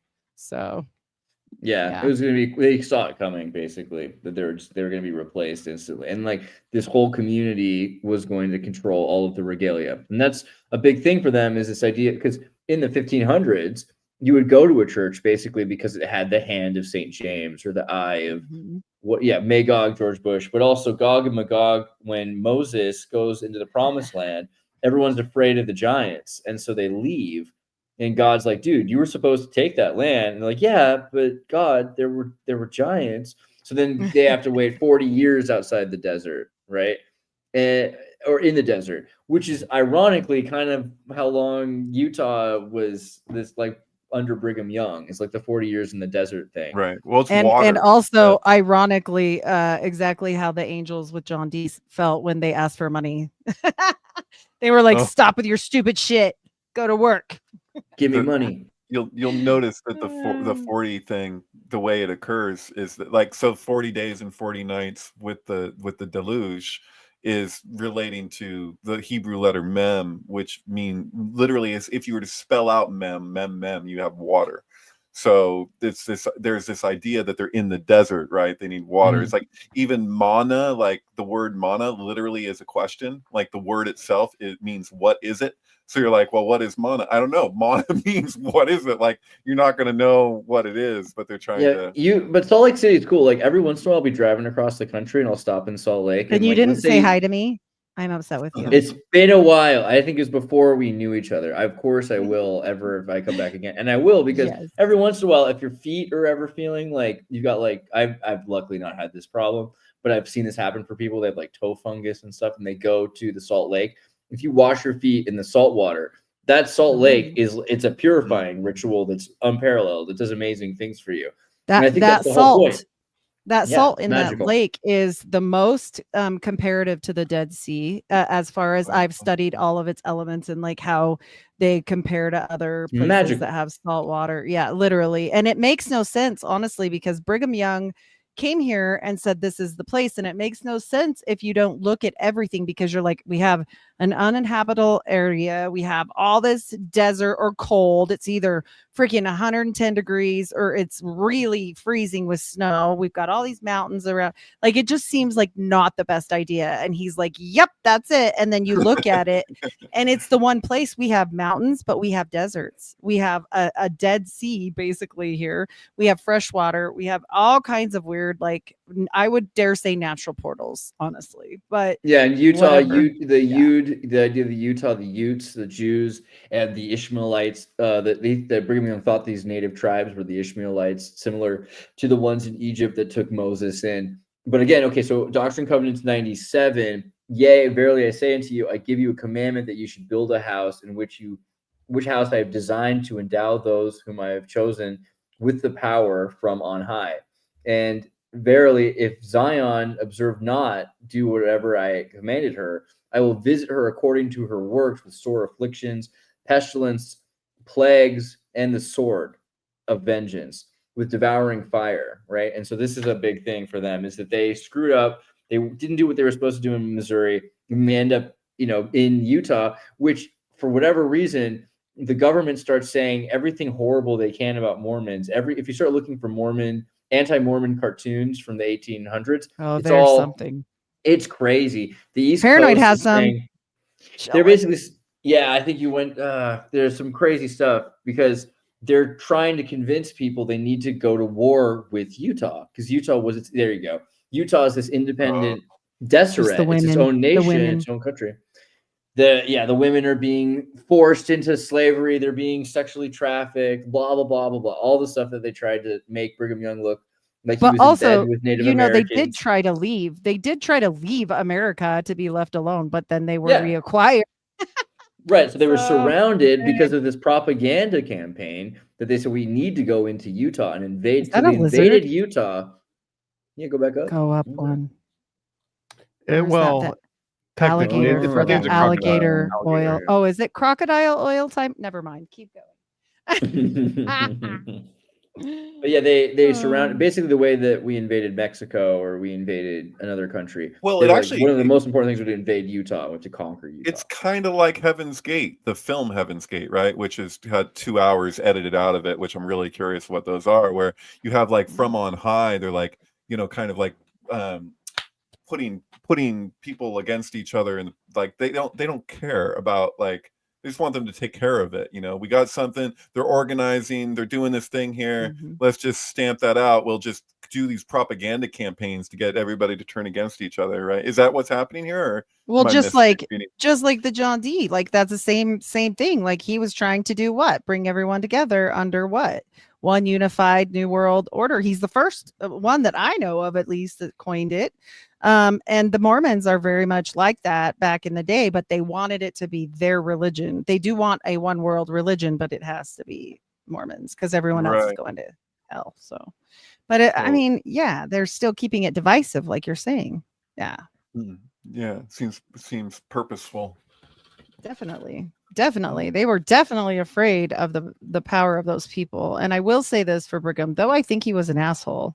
And if you want to watch Primeval, and this whole thing is like not 100% true at all. But the show is interesting. I do think, he was a great leader. Whether he led it correctly, that's not the point. He led them regardless and scared some people. But I also think, just like John Dee, I think he got in bed with the president, not the queen, which sucks for him because that's a dude, but whatever.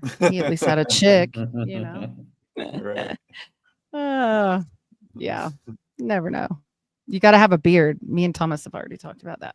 Oh, I don't trust anybody's opinion really, unless they have a big long beard. Wizards. Sure. Yeah. Krishnamurti used to joke about that. Krishnamurti would be like, "I don't care how long the man's beard is. It doesn't. You can't base somebody's authority on their beard." I don't know. Orson Pratt had quite a beard. I think if the beard sticks out in this big wild kind of Orson tells the truth. He said too much stuff. They're gonna make him. Yeah, he said too many things. Orson, he stood up against Brigham Young quite a bit, and eventually silenced him. He tried to keep the magic. Yeah, he tried to keep the magic. He really did. He tried to keep the collab and all the things, but no. I hope I didn't completely derail you, Heidi, because I know you had more things you were trying to share, and I just jumped in with DNC. But... it's okay. This is fun too. I just wanted to make jokes too about their beards because we just did that show. Hold on, corporate wants you to find the difference between. You would be a great Brigham. You would be good. You got 55 wives. You need 55 wives. Hey, where's a hat? You need a top hat. That's true. He does have some wild side fur there. Yeah, he needs all that. So what's up with Abraham Lincoln with the hat? Was that really him? Some kind of subliminal statement about Joseph Smith who had been assassinated? Is that really where we're going with this? I think so. I think he's just trying to, people knew the imagery already because abolition. Before they knew about polygamy with Joseph Smith, they knew about abolition with Joseph Smith. So here's a guy who's a religious guy who's trying to fight for equality, etc., of men and women and African Americans. And so they already had the imagery. So he's picking up on the imagery, even though most people didn't know that he was using the hat for magical purposes. They knew that was the symbol associated with Joseph Smith. And so, and that became something 15 years later. He just used it because it was. Do we know like the origin of the rabbit in the hat trick being so like central to a symbol of magic, and then pull the tablets with the hat? Is there like some crazy like obvious connection there? I don't know. I'll Google it. I don't know it. I want to know now. No, AI is going to tell you. No, there's no.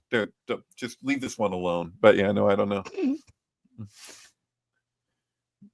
And there is another direct Joseph Smith Abraham Lincoln connection because it says here that Joseph Smith spent the winter in Washington, D.C. seeking compensation for the Saints' losses in Missouri in 1839. So he might have actually brushed against Abraham Lincoln. So there's no record of them meeting. It's another one of those cases. There's a letter they wrote, I thought, though, right? But I'll tell you, the presidents become very close with the Mormons later. They make up, and let me say, well, they're all buddies, I believe. At this point. Well, you're talking and Brigham Skull and Bones connection here. I mean, well, that too. And Brigham Young runs away, but then the first thing he does is help finish the railroad. So, I mean, he has interesting things he does, and I do think that he was smart enough to see, they were going to have to play ball at some point. But he was extremely racist. He was horrible. He wasn't like Joseph. He literally said, if you see your wife in bed with a black man, run a sword through both of them, then let them live. Like, kill them all. Like, he was horribly racist. So it got flipped. I'm always like a little questioning of when we have like these feuds that are well known, like in society, where we were talking about people who are like, oh yeah, they were really at odds with each other. I always wonder if it's like, how Jesse Ventura said the Worldwide Wrestling kind of prepared him for politics. Like, John Kerry and George W. like both being Skull and Bones members, and then they're really having at each other here, and you're like, I don't know, man. It seems like this is like just a stage, so that's a hair statement right there. Both of them. That's why he needed the hat. Abraham Lincoln was black. We all know this. We all knew this. Yeah, it just makes sense. He needs the hat. That's why he wore it. Prince told me that. Louis Comte apparently is a Parisian magician called the King's Conjurer, born in Geneva, who allegedly performed the first rabbit out of a hat trick, even though Jean-Eugène Robert Houdin did some similar sort of conjuring and out of hat magic before him. I'm sending in the private chat the links to those two. And then Isaac Fox might be the first one famous for pulling anything out of anything else, right? Out of magic boxes and things like that. Okay. But yeah, Also a Mormon, I assume. I mean, he has that vibe, but no, I think look. he might have been his own. Allegedly, this is earlier on. So Louis Comte was from Geneva, and apparently he was practicing magic as well. But I'm not sure if you'd say he was a Mormon or just like doing the same kind of folk magic. It looks like they were both really interested in folk magic. Well, I truly, they say folk magic, but I will say this, it's Solomonic magic that they knew. Not to say all magic or folk magic doesn't exist. I'm saying exactly from the parchments, they knew more. Like I wish they would quit making the Smiths look so stupid. I hate it the worst. Like, even though I'm not a Mormon anymore, it's still annoying. Like, that's, yeah. Well, they're George W. Bush in them. Yeah. Mm. Yep. In what sense? What takes a wise man to play the part of a fool? And then are we projecting? Pretty much. Yeah. And they say they were poor farmers that didn't know anything, couldn't even read or write, but he's learning how to write Hebrew. Good on you guys. Smart. And all the follies are just blamed on straight ignorance as opposed to apathy or design. Right. There you go. Yeah, they were no fools. Yeah, or it's 5D chess or whatever, That I agree. That they were, but I don't think any of that family was idiotic like they want to say they were. That's just weird. I'm gonna start driving us home, so let me know if anyone needs to stop for a break or get some snacks. Otherwise, we're heading home right now.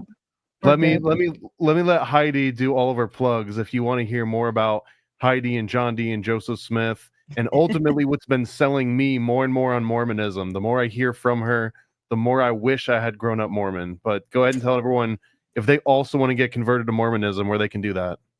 Well, remember, all the magic is gone now. Brigham killed it all, so it's not quite the same anymore. It's relying on me to bring it back, and people like me to go in there and let them know that go in there and let them know. On a gold mine. Like I'm a doing modern day treasure hunter. That's right. Well, I definitely think they need some shaping up, or maybe just split the two, right? But there's the CIA-fed Mormon Church, and then there's the Magical Mormon Church. So Brigham, the Magical Mystery Church, yes, and mystery schools. Which, what a better way to send your kids away if you're in the elite population of the Mormon Church to a mystery school than an LDS mission. It's all covered for you. Ta-da! But if you want to hear more about silly Mormon things like that are all true and heavily researched, because as silly as I am, I do like it to be standalone on these topics because I know how controversial they are. Growing up Mormon, living in Utah. So there's that. I live in Utah still. People hate me. It's fine.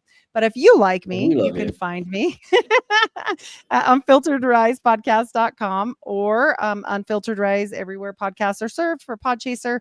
If you are finding me on YouTube, you will only see me on here about once a week because YouTube likes to slam me with little, you did this bad or that bad, and I really don't want to lose my channel. So check me out on Spotify. That's it for me. Perfect. It's difficult to navigate YouTube's proclivities. It's a very tightrope we walk. And I appreciate all of you, and it was so nice to meet you again.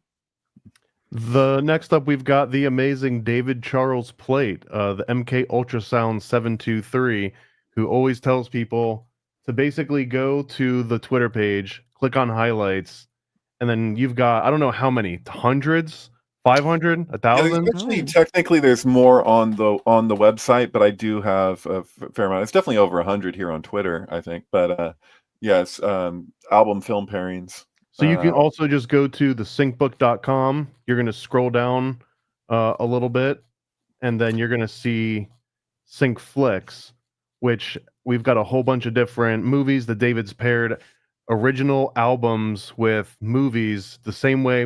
What is it? The Wizard of Oz and Pink Floyd? Mm-hmm. Yep. That's the first one to really kind of popularize the idea of synchronizing albums with films. But I've been at this since junior high, and I'm 43. And so this is like basically my life's work up here for free streaming and download. Don't watch it on a phone anyway. Apple doesn't like these. It doesn't want to play them. But if you're on a computer or you want to do HDMI, I recommend downloading so you can just kind of cut through the buffering if there's one that jumps out to you. But this is many, many, many years of work, and they're available for streaming for people interested. Yep. Awesome. And then we've got the Xirtus website, which is one of many. Oh, I don't see this one very often. Xirtus is everything. It's true. Yeah. X Church is live. X Church is real. If you want to learn more about Tartaria or any of like the hidden history or talk more about Mormonism, definitely check out my channel, Watch History Revised. This is a fun video to watch if you haven't seen it already. You can look into some really interesting ways of looking at things, generally new epistemology. But yeah, watch Xirtus. Go to Xirtus on YouTube. Go to Xirtus.com. And then also, hey, don't forget to watch Heidi and Paranoid American's whole series of Mormon Mondays, because I've been watching them through because I missed a bunch of them. I'm going to try to get involved with the next ones that you do, because I think we should just like plug those even harder. So some of my favorite podcasts I've been watching recently. They're just so much fun to see these conversations, and I want to be more a part of them. So awesome. Thank you guys for doing that.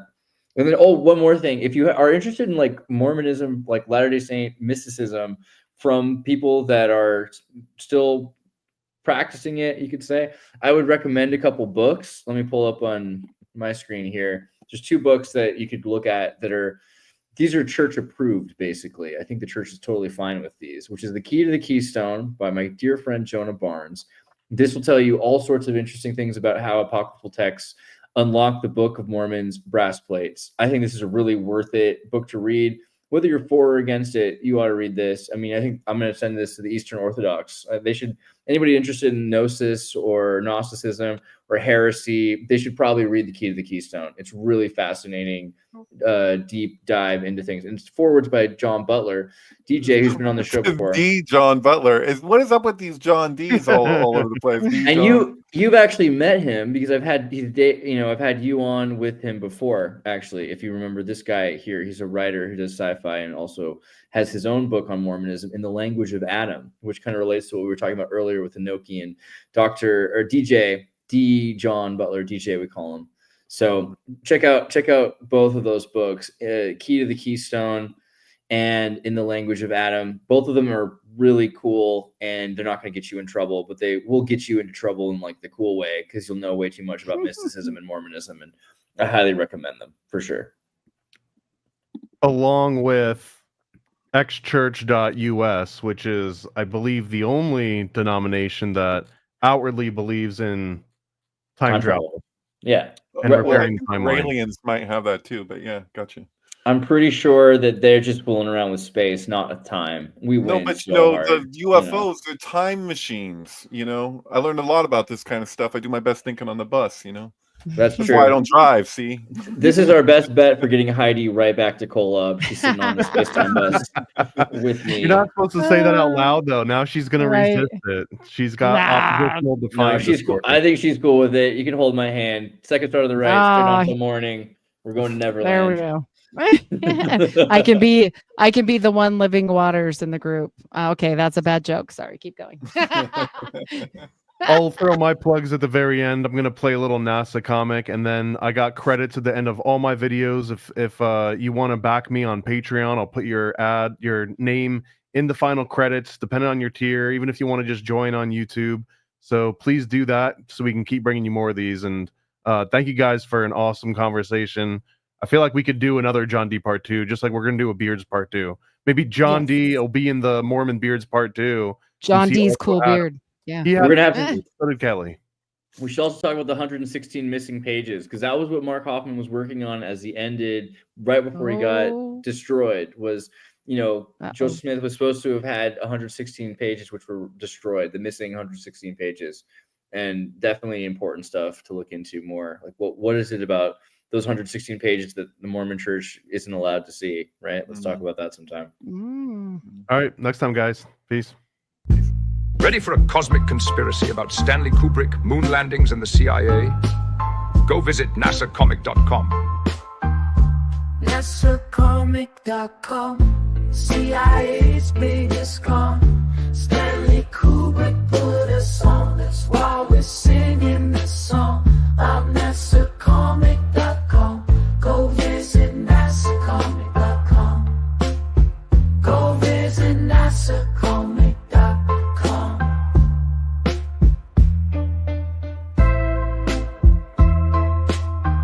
Yeah, go visit NASAcomic.com. Oh, NASAcomic.com, CIA's biggest con. Stanley Kubrick put us on, that's why we're singing this song. I'm NASAcomic.com, go visit NASAcomic.com. Go visit NASAcomic.com.